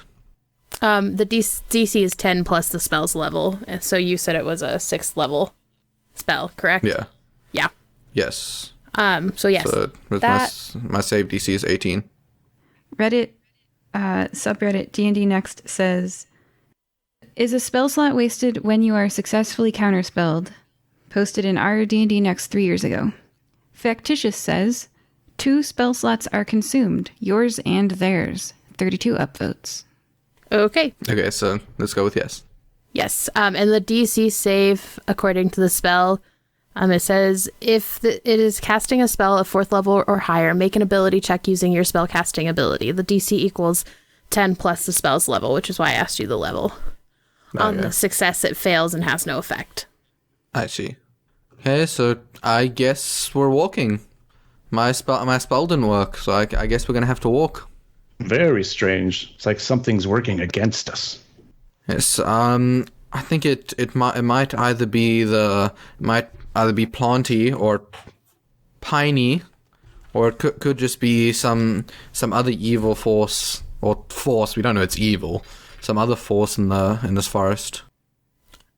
So are you guys going out the exit, or are you trying to backtrack through the maze? I mean, if we're being counterspelled, I think we should go out the exit and go find Olive. Yeah, I think we might need a full team to tackle this maze. Okay, so as you exit the maze, you are actually treated to the sight of a very tall ruby maple tree, which is just a very shiny red maple tree. That looks like it's made out of rubies, and the leaves are like little tiny rubies. And the wood is red with like gold running through it. And standing before you is the skeleton of a minotaur. And it has a torn name tag that says, "Hi, my name is Piney." Hello, Piney. I'm Tobias. Hi, Piney. I'm Percy. It growls at you. And raises its axe. I nudge Tobias to take out the tea leaves. The ones from the bucket. Yeah, the ones from the bucket. Yeah, so open up the chest cavity and pull those out. And just kind of gesture like, "Oh, we're not trying to hurt anything. No weapons." When you do that, he drops the axe and the ground kind of shakes beneath you. And you hear kind of from the growling within say, "Jinn, friend."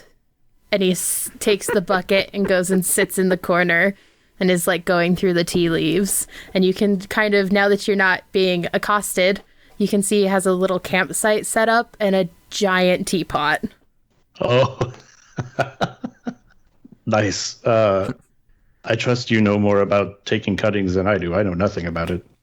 Yep, I go up to the large maple and I take a cutting of the ruby maple.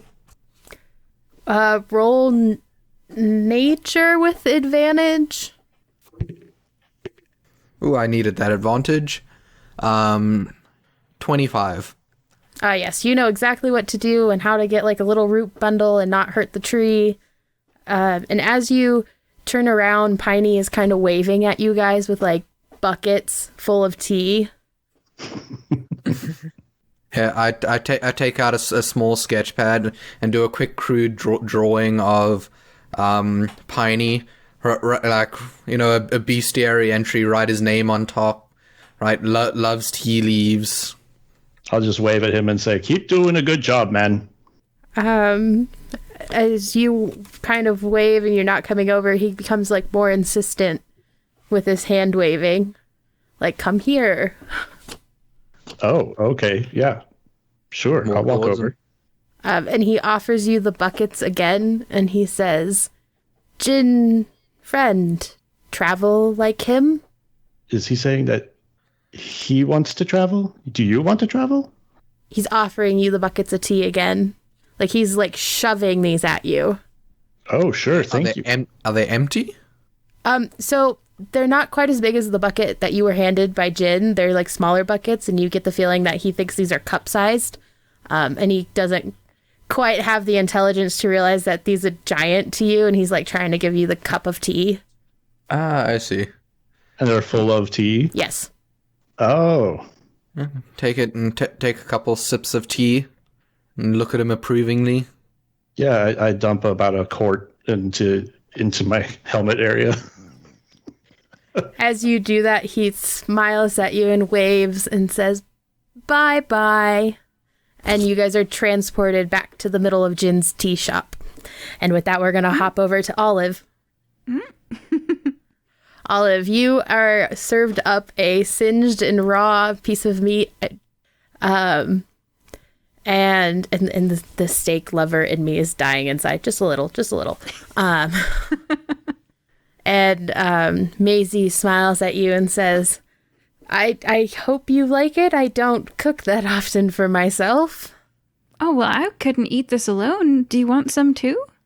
I will stick to my peach tea. And she reaches into the ice box and pulls out like a gallon of what you assume to be peach tea and pours herself a glass. Oh, this is awkward if I'm the only one eating. Oh no, awkwardness. I offer her some Sea Scouts cookies because I bought 10 boxes. Oh, wonderful. I love the Sea Scouts. Which I probably should have given her instead of raw meat. Yeah. Does she eat some of the cookies so it's not as awkward? Yes, she does eat some of the cookies. I genuinely think my friends are scoping out her house and that my goal is to distract her. So I try to keep her occupied eating cookies and steak until it's time to help her get ready for her party because I'm not leaving. Like, she's going to do that Midwestern thing where she, like, puts both hands on her lap and says, "Welp." Yep. And I'm just going to, like, not get the message. And my goal is, I really do think my friends are, like, somewhere in her house. So, can I help you? I've never attended a debutante ball before. Olive is flat like an ironing board. So she can either take pity on me or think I don't belong, but she definitely doesn't think I fit in. So I'm like, can I lift any heavy things for you or hang any high things up high? Decorations? Oh, actually, I do have this particular item that I could really use some help with. I'm glad you asked. If you finish up your steak there, we can definitely go to the lodge and you can help me with it. Have you ever seen an alligator mouth open and close? And it's a very large, like it looks like it would be soft and pink to touch, but you shouldn't. Clump onto the steak, one bite, swallow, done. I'm just excited. I'm ready to go. Oh, wonderful. If you'll just follow me, and she takes you out through the town square towards the shoreline. You guys from the windows of, as you pop in a few minutes before Maisie and Olive leave the house or get to the town square, Jin kind of smiles at you and says, "Ghosty," and goes back to sweeping the floor. So as you guys, as Olive and Maisie cross the town square, you guys kind of see them doing that and they're headed towards the shore. Yeah, should we run? Let's run to catch up. Yeah, let's follow them. Do you call out? Are you being sneaky? I say we just run straight up to them. Let her know we know. Yeah, so just run straight up to her and like, "Hey, how you doing?" Oh, Percy, Tobias. Hey, I walked a bit faster than you here, huh? Yeah, you were really fast. We barely saw you. Percy's just playing along, just assuming she's got some plan. I'm here to be manual labor assistants because that Sea Whales and the Stars debutante ball is coming up. And Tobias is not subtle, so he's just being quiet. So as you guys continue to walk down, you guys come to, it's not a cliff, it's like a hill because you're on the coast. She's gonna push me off a cliff? Seriously? No, the hill has a giant building and it's wooden, which is why they call it the lodge, and it's decorated in like twinkle lights. And you guys walk in and you can see hanging from the ceiling, there's like these silver painted stars. It's very like American high school movie cliche, decoration wise, like a homecoming dance. And she takes you down to the basement, and she says, and she gestures to this item, and she says, "Oh, if you could just take this up, we just need to hang it. It's kind of like a sparkly ball that we can shine light onto." Absolutely. I pick it up, and as long as it's 330 pounds or less, I can move my full 55 feet of movement, and I run up the stairs. Woo! As she's doing that, she passes back by Percy. "Hey, Percy, can you do a nature check for me?" 19. You notice, as it's passing by, that she's actually carrying a whale skull. I what? A whale skull. What? You're upstairs, Olive. What? I do not know what to do with this information. I follow Olive to go consult with the senior adventurer. I'm carrying the whale skull? Yes. Yes. Oh. I let you know that it is in fact a whale skull that she is carrying. Do I think it's a disco ball? Yes, you do think it's a disco ball. It's a what, Percy? It's a whale skull. I don't know why they have a whale skull. I look at it. Does it look like a whale skull? Yes, it's a whale skull. Okay, am I illusioned into thinking that it's not a whale skull? Roll a wisdom check. Like a wisdom saving throw? Or, no, do Arcana. Oh, 13. Yeah, it just looks like a disco ball to you. Percy, this looks like a disco ball to me. I'm telling you, it is a whale skull. All my years of studying druidic magic. I nibble it. Bite the disco ball? Absolutely. I have teeth, and if you've ever seen a dog explore something... That's fair. As you bite into it, it's not metal. It is definitely bone. Oh. Yeah, this is a whale skull. I did tell you. How big is... what?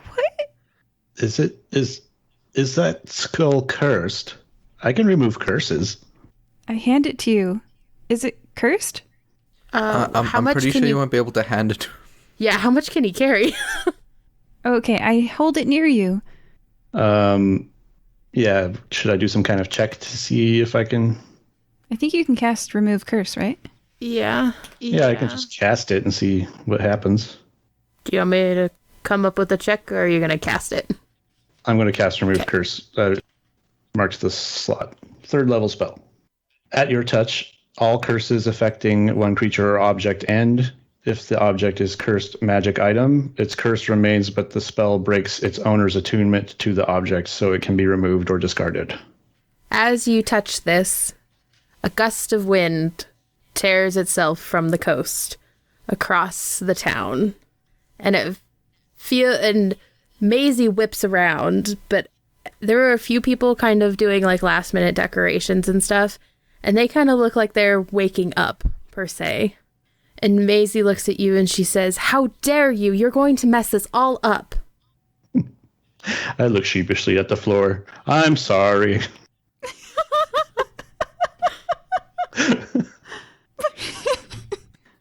Did she look like she came out of it, or does she seem like she's still fine?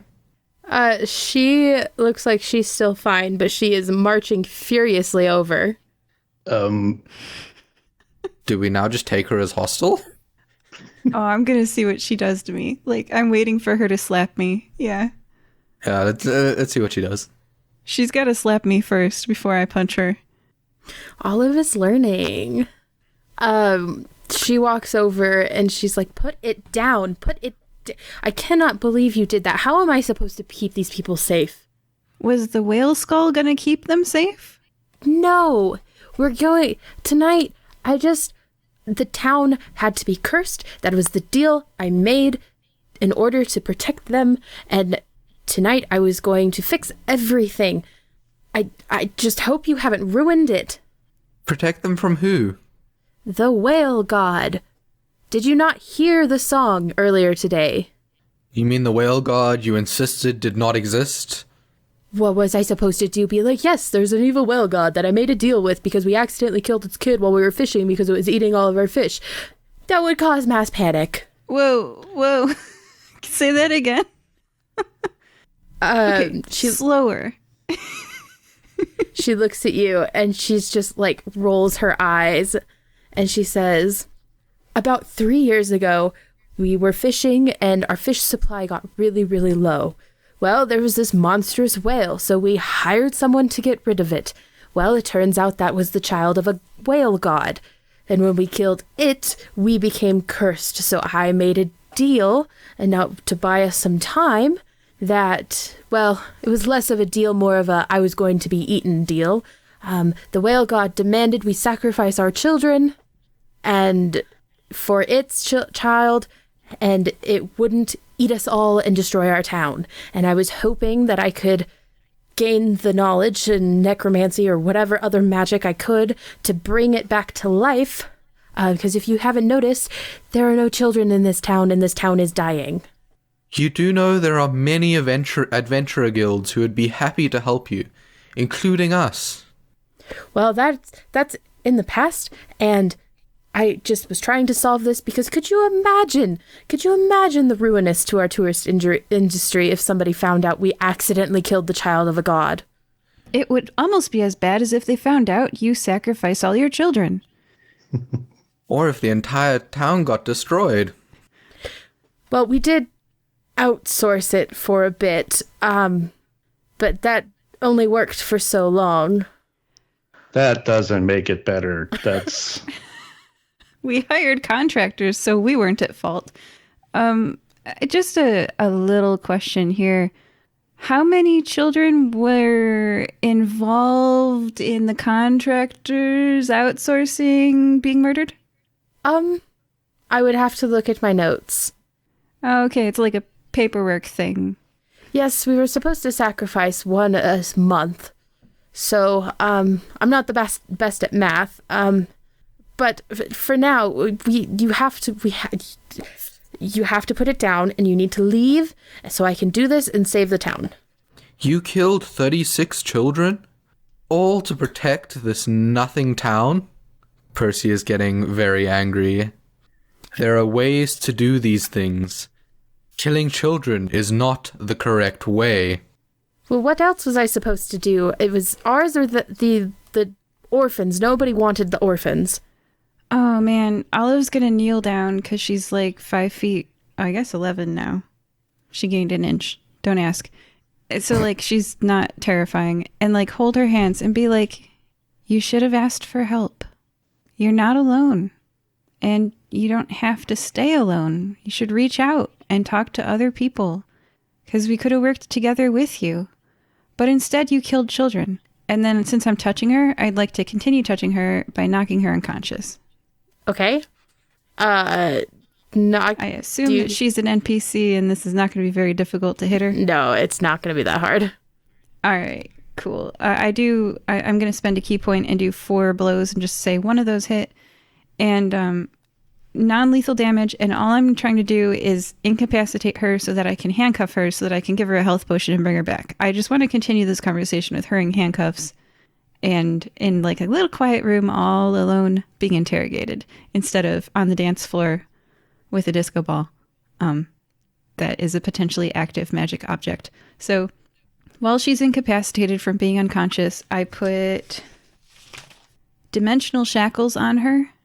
I name Percy, Tobias, Olive as the people who can remove the dimensional shackles. And unless she makes a DC 30 strength athletics check, she ain't getting out. And she can repeat that once every 30 days. So go ahead and make a DC 30. DM shaking her head. No. That's a no. No. Okay, so I'm going to just quickly, I'm going to also use my Dust of Disappearance to make sure no one can see that I'm carrying a unconscious mayor. And I'm going to find a small room, even if it's a bathroom that we have to like block the door of. I have an immovable rod and I'm going to wedge it on the, so I'm going to find a door that opens inward against fire code. And gonna direct us all in there. Yeah, I think a bathroom would probably be the best choice. All right. Hey everyone, welcome to the men's bathroom. It's gross in here, don't ask. Better for interrogating. And then I'm going to use my immovable rod, and I'm going to push the button. The rod can hold up to 8,000 pounds, and if there's a window, I'm going to wedge it against that too. I have 2 immovable rods. And then I give her a healing potion. I have like 5 items, guys. I just used all of them. So that brings her back. Yep, she's sitting on a toilet in the men's bathroom. Do they have toilets? Yeah, they have at least one toilet. She's like totally, the lid is down, but like there's no other chair in here. I could bring in a chair. I don't know, whatever. She doesn't deserve a chair. Yeah. And the door's closed and she's handcuffed and I'm like, all right, guys, it's question and answer time. Wake up. And I give her a healing potion. She wakes up and she's just like, she screams and then she stops because she's scared. Now, I suggest you start answering some questions, lady. And I suggest you be quick about it. I told you everything. What about whale god sacrifice do you not understand? Who is this whale god? I've studied a lot of animals throughout my time in life, and I've never heard of a whale god. She kind of looks at you and she goes, I didn't ask it its name. What did it look like? A giant black whale with white on it. An orca, I think it would be normally if it was like normal sized, except for like on the tail there were like stars. How did you converse with it? It conversed with me. Look, I didn't really have a choice in this. I almost rather would have died, but one day we killed the thing. It came into town. Everybody was happy. I went to bed that night and I woke up in the middle of the ocean under the stars with this whale god staring down at me, okay? I don't know. How do you contact him? I don't. It contacts me, or rather haunts us with its song. And why do you say it haunts you? It's a mother who lost its child. Did you not feel the song? It gets less painful over time, but most newcomers are floored by it. Percy starts running out of things to ask. When I dispelled the curse, did I get any sense of what happened with that curse, what it was? It was like compulsion plus like a memory wipe is the vibe you got. Okay. That doesn't seem like something that would naturally be on a whale skull, not even if it was a child of a god's skull. So, ever since I disbanded the orphan sacrificing that was happening at the Cookie Orphanage, have you been setting up another orphanage sacrificing scheme? Do you have like a pyramid scheme of orphanage sacrificing going on? How many are there? Because we only lost like, I think like 12 or 19 or something orphans to the Cookie Orphanage. So like if math, 36 more than 12, 19, right? Like, there's got to be more than... Tell me all your co-conspirators, please.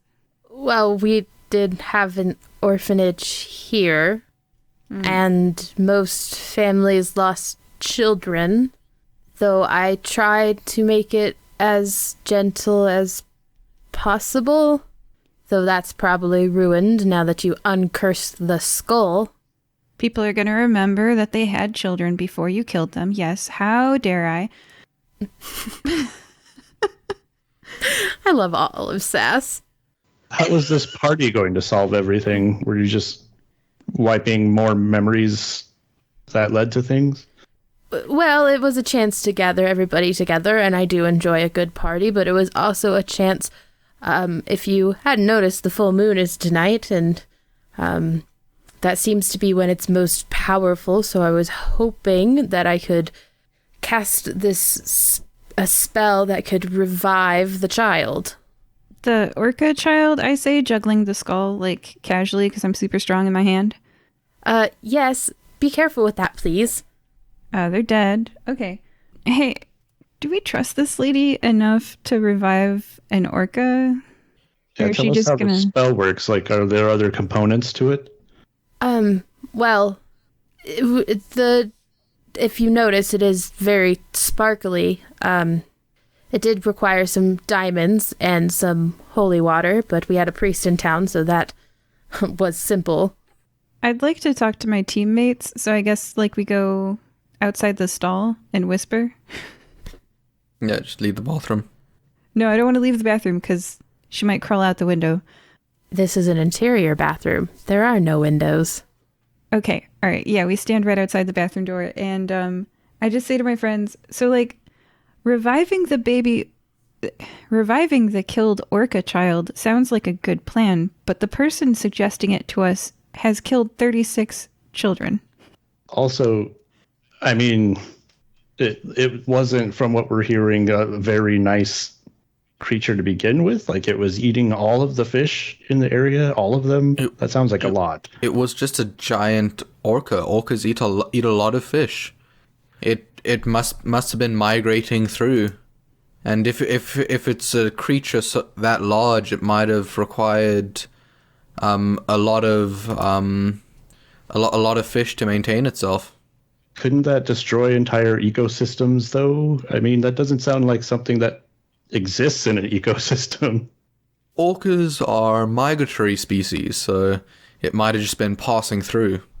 Well, I have this contact other plane spell. I could try to talk to the mother, but if she's evil, I mean, I could go insane.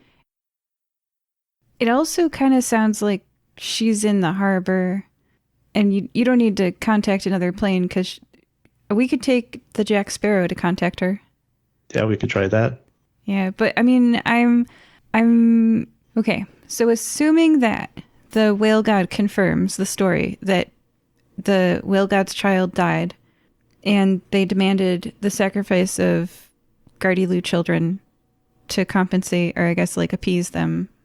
I guess teach them a lesson to stop killing whale god children. So like, let's say that they do confirm the story. Isn't the ultimate end gonna be that we let Maisie revivify or revive the whale god's child? Like, isn't the ultimate question here, do we trust this child murderer to do a good thing? But if we revive the whale, won't it just come out as a skeleton? Like the skeleton minotaur that is in the forest?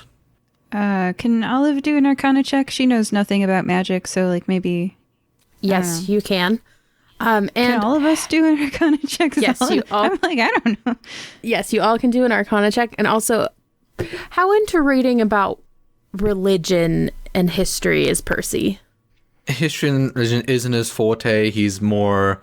He's an animal man. He knows quite a lot about animals. So I'd assume he'd know a little bit about deities that happen to be animals, but... Roll me a religion check. Olive got a 6, by the way, on that Arcana check. I'm magically illiterate. 17 for Tobias. I got a 16 on my religious check. Okay. So on the Arcana, Olive, you know nothing. You're just like, what skeleton minotaur? You do know that the skeleton minotaur might have been this spell gone wrong. So you kind of make the intuitive leap that he might have been a test subject. And then with that history check, Percy remembers reading about some legends that, and this is like very vague, that there was a fish plague up and down, I guess it would be the west coast of the continent, about every 100 years. But nobody really knew what caused it. So it may just be that the giant orcas might have just been migrating through on their way to larger waters where no one would have noticed them chewing up the ecosystem. But my thing is, doesn't that make the whale god also a killer of children since they demanded this? So either way, you're doing what a child killer wants. How How many children can we revive? Can we revive 36 children? 37 children? I mean, if you find somebody that can cast a 9th level spell, and it takes 1 hour to cast, so I guess theoretically, yes. Do we have the bones of the 36 children? Or are they inside the belly of a giant orca god? That is a good question, because you do have to have a piece of the child. Right. A piece. So we would have to kill the orca in order to... We would have to check the orca's toilets. Let's be real about what happens to food. Also, Olive, you get a niggling in the back of your head from the last time you tried to fight a god. I got the smackdown real hard. I don't think we should fight gods. I've done it once before, and it worked for about half of a round. And then I realized my damage didn't do anything to them. And then they just swatted me like a fly, and I went flying. And then it took half my health in one casual backhand slap. And I don't think we should fight a god. We could check its poop, but I don't think we should fight it. Should we just go try and talk to it? I mean, surely this orca god has lost its child. Surely it would understand, and we can possibly reason with it to not kill other children so that other parents don't go through its pain. Would we be more persuasive if we arrived bringing its revived child with us? We could tell it we could try to revive its child, but it might just get angry that we used necromancy on its child and desecrated its bones. So, okay, here's the plan. If it fails and we desecrate the bones of the child, we don't tell the whale god about it. And if we succeed and we get a perfectly intact whale god baby, we take it to the whale god and we're like, please stop demanding a child a month. And then we at least do the next best thing. Yeah, so I was listening, but it was a lot of information. Did we already hear what was she getting in exchange for killing a child a month? The town not being destroyed. Yeah. So she just wasn't getting direct destruction, but we're still getting, no fish, and the town is dying. Literally 1 per month. And presumably the whale is sitting outside the town, in the bay eating all the fish. So if we get it to leave, they should get fish back, and they should be able to resume their economy and not all die of starvation.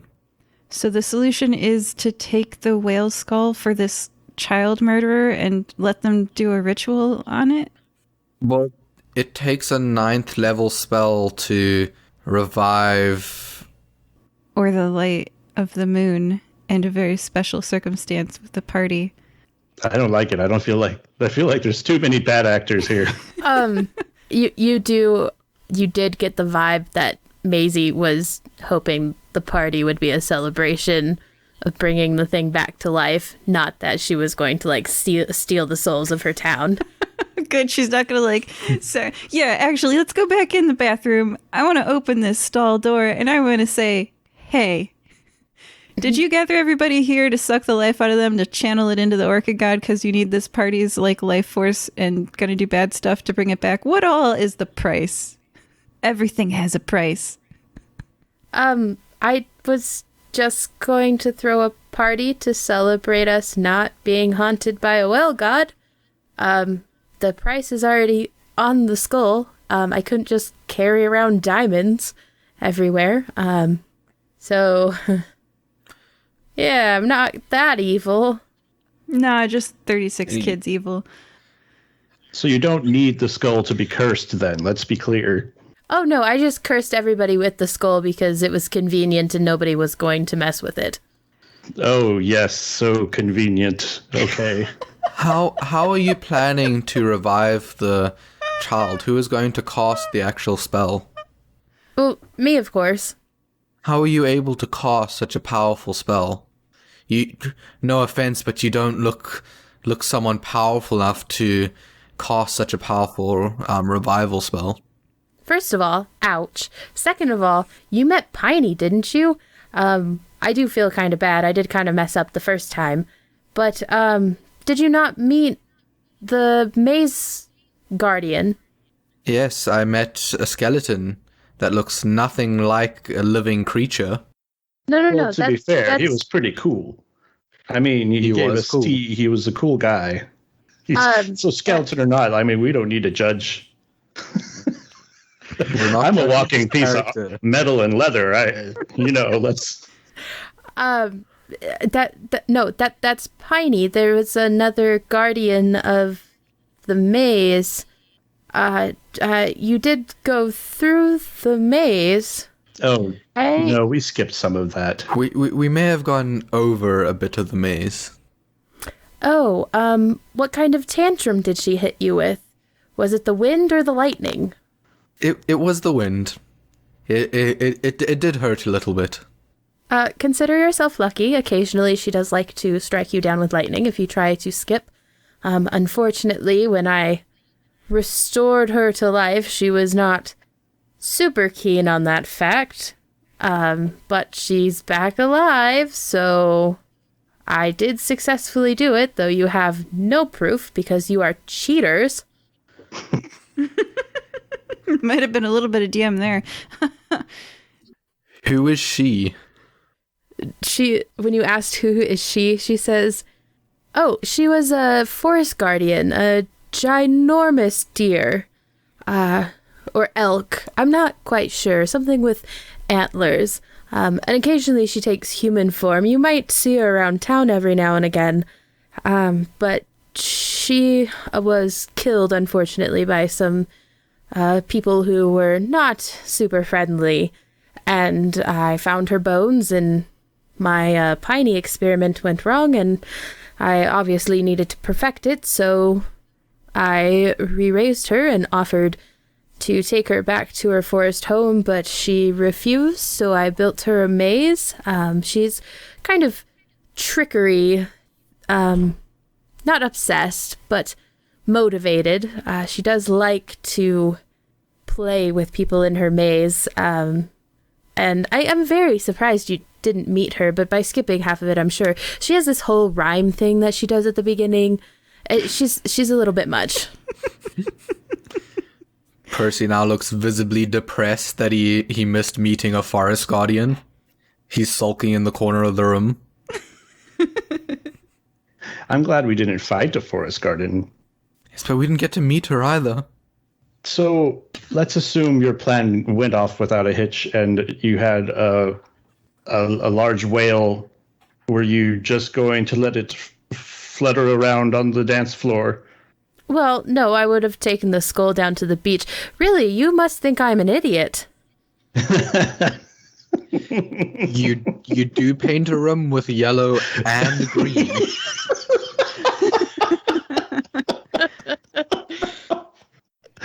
Oh, okay. So you would have done. All right. We're gonna help her, aren't we? That's what we've arrived at. I think we're gonna have to help her. I guess like curiosity of just like what happens when we try to revive this thing is just too great. Percy does have some slight dislike of this plan, but I am willing to go ahead with it. It is the best option we have. I don't particularly want to fight a whale god.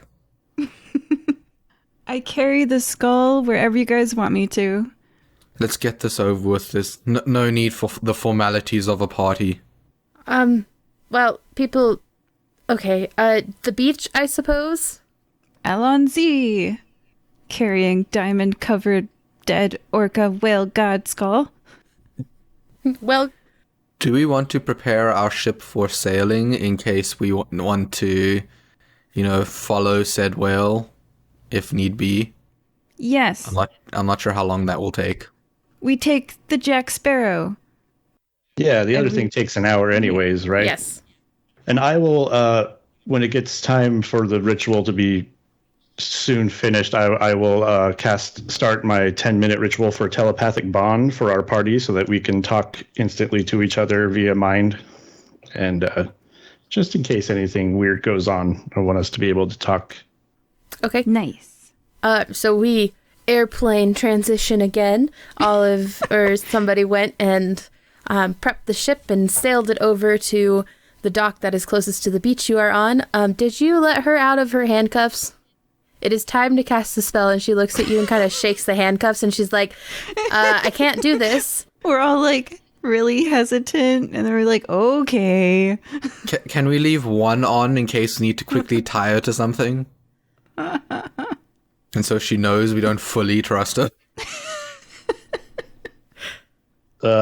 Yeah, Tobias will let her out. You could leave one on if you would like, but she very much so needs both hands to move separately from each other. Now we'll just let her out. Okay. She begins the ritual, and Tobias, you get like full force necromancy vibes because that's what she's doing. So you just kind of residually sense it. And then as the moon hits its peak, the spell completes. The diamonds burst into dust that shimmers like stars. And on the beach, kind of in the water, because we're not beaching whales here, and because that would make no sense, is a whale god child. Does it have meat and skin or just bones? Oh no, it's fully formed. It looks like 3 times the size of an adult orca. Whoa. Whoa. So she wasn't lying. So she looks at you guys and she says, see, I'm not an idiot. No, you just thought killing 36 children was an acceptable solution. It's And you beautiful. Thought you had good taste in paint. So as the child starts to swim off, you hear a whale song get closer and closer and closer until you see breaching in the distance and almost floating among the stars a whale that is even bigger than that one. And it seems to be breaching happily. And as it does this, it eventually, after a couple times, and you can see it kind of swimming, like the fins swimming around each other, the song turns from sorrowful to very happy, and they lift off out of the water and fly into the stars, and they disappear in the twinkling starlight. And as they do that, coming from the shoreline are 36 children rising up from the sea. Perfectly Alive safe. children? Yes, perfectly safe, perfectly alive, and perfectly dry. The only difference is they all have like star freckles across their faces that shine like stars. Oh, good, because I was ready for an angry mob to come down to the beach with like pitchforks and torches and be like, we remember our kids now. This is better. Can we tie up the mayor again? I do still think she needs to pay for sacrificing 36 kids. They're alive, but still, she did try to sacrifice them.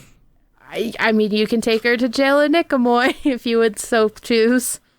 I think Tobias has already kind of forgotten about her and is going over to the children and going like, hello, I am Tobias. Do you remember where your home is? We can try to find where you are and take you there. Much like how Percy is saying, I'd like to do an insight check on her to see if she's surprised that they're alive. Like, whoa, I thought I killed you. Insight of 24? Is she surprised, or did she know they were going to come back all along? She actually falls to her knees, and she is very surprised. And a young child steps forward, and she looks almost like a carbon copy of Maisie. And she says, Mommy, and runs over. God damn it, now we can't take her to jail. So you guys could take her to jail. You can return the children. You can go back to Nicomoy via the Jack Sparrow. We still need to find out who R.O. is. Who sent us on this quest? Yeah. Don't tell me it's like one of the kids' names, because that's a spooky ghost story. Don't tell me it's sentient cake. All right. Children. Children. Yes, yes, yes. You just hear a bunch of yeses. Which of you has the initials R.O.? They all look at each other and they're like, what's your name? What's your name? What's your name? And they all, one of them finally steps forward and says, nobody. But before we disappeared in the water, I remember this really good cake. And I think it was called Red Velvet Orange. God damn it. Is this what you're looking for, miss? Guys, the cake is sentient. For once, the cake is not a lie. And then we portal to the party, and everybody dances. All right, so stuff on our to-do list. I'm assuming we get the sapling on the way home, and then we take it on the Jack Sparrow after reuniting everybody at the party. Yeah? So Yeah. Oh, I pull the saplings out of my backpack. We already have the saplings, Olive. Whoa, when did that happen? I thought you were just ransacking the house. No, We're Oh painting yeah, it. we were sent to this weird maze, and there was this whole thing. We tried to fly over it, then we got smacked down by some wind. And that's what we talk about on the way back. So you guys return to Nicomoy with the saplings and deliver them to a very, very grateful teenager in a wheelchair. And you take your cookies and your new rug and return back. This has been a Fire-Breathing Kittens adventure. Today we were joined by Percy, Goodbye. Tobias, Go, Willie, be free. and Olive. Richard, I brought you a souvenir. Bye. Bye. Hi everyone, I'm Nerd Bummer. And I'm Tactic, and we're two of the hosts of the Online Warriors podcast. Our podcast started as a way for three best friends to keep in touch and discuss their nerdy hobbies like movies, gaming, tech, and more. Since then, we've grown into a great community. Every Wednesday, we chat about the latest nerdy news before getting hands-on with our weekly nerdy adventures. And don't forget our high-stakes trivia game. Come join the fun at onlinewarriorspodcast.com and every major podcast platform. And now, back to the show. The following message is for podcasters only. If you are a listener and not a podcaster, you are permitted to cover your ears and say la la la la la for the next 30 seconds or so. Okay. Podcasters, La, la, la, if you la, create audio drama and or comedy, you are invited to join the brand new Mutual Audio Network. Not only will your productions be showcased in a brand new Netflix-ish type of distribution, but you'll also share in resources, from music to sound effects to voices to people saying la la la la la. For details, visit mutualaudionetwork.com or inquire at mutualaudio@gmail.com. You can stop la-lying now. What? Can't hear you. Got my ears covered. La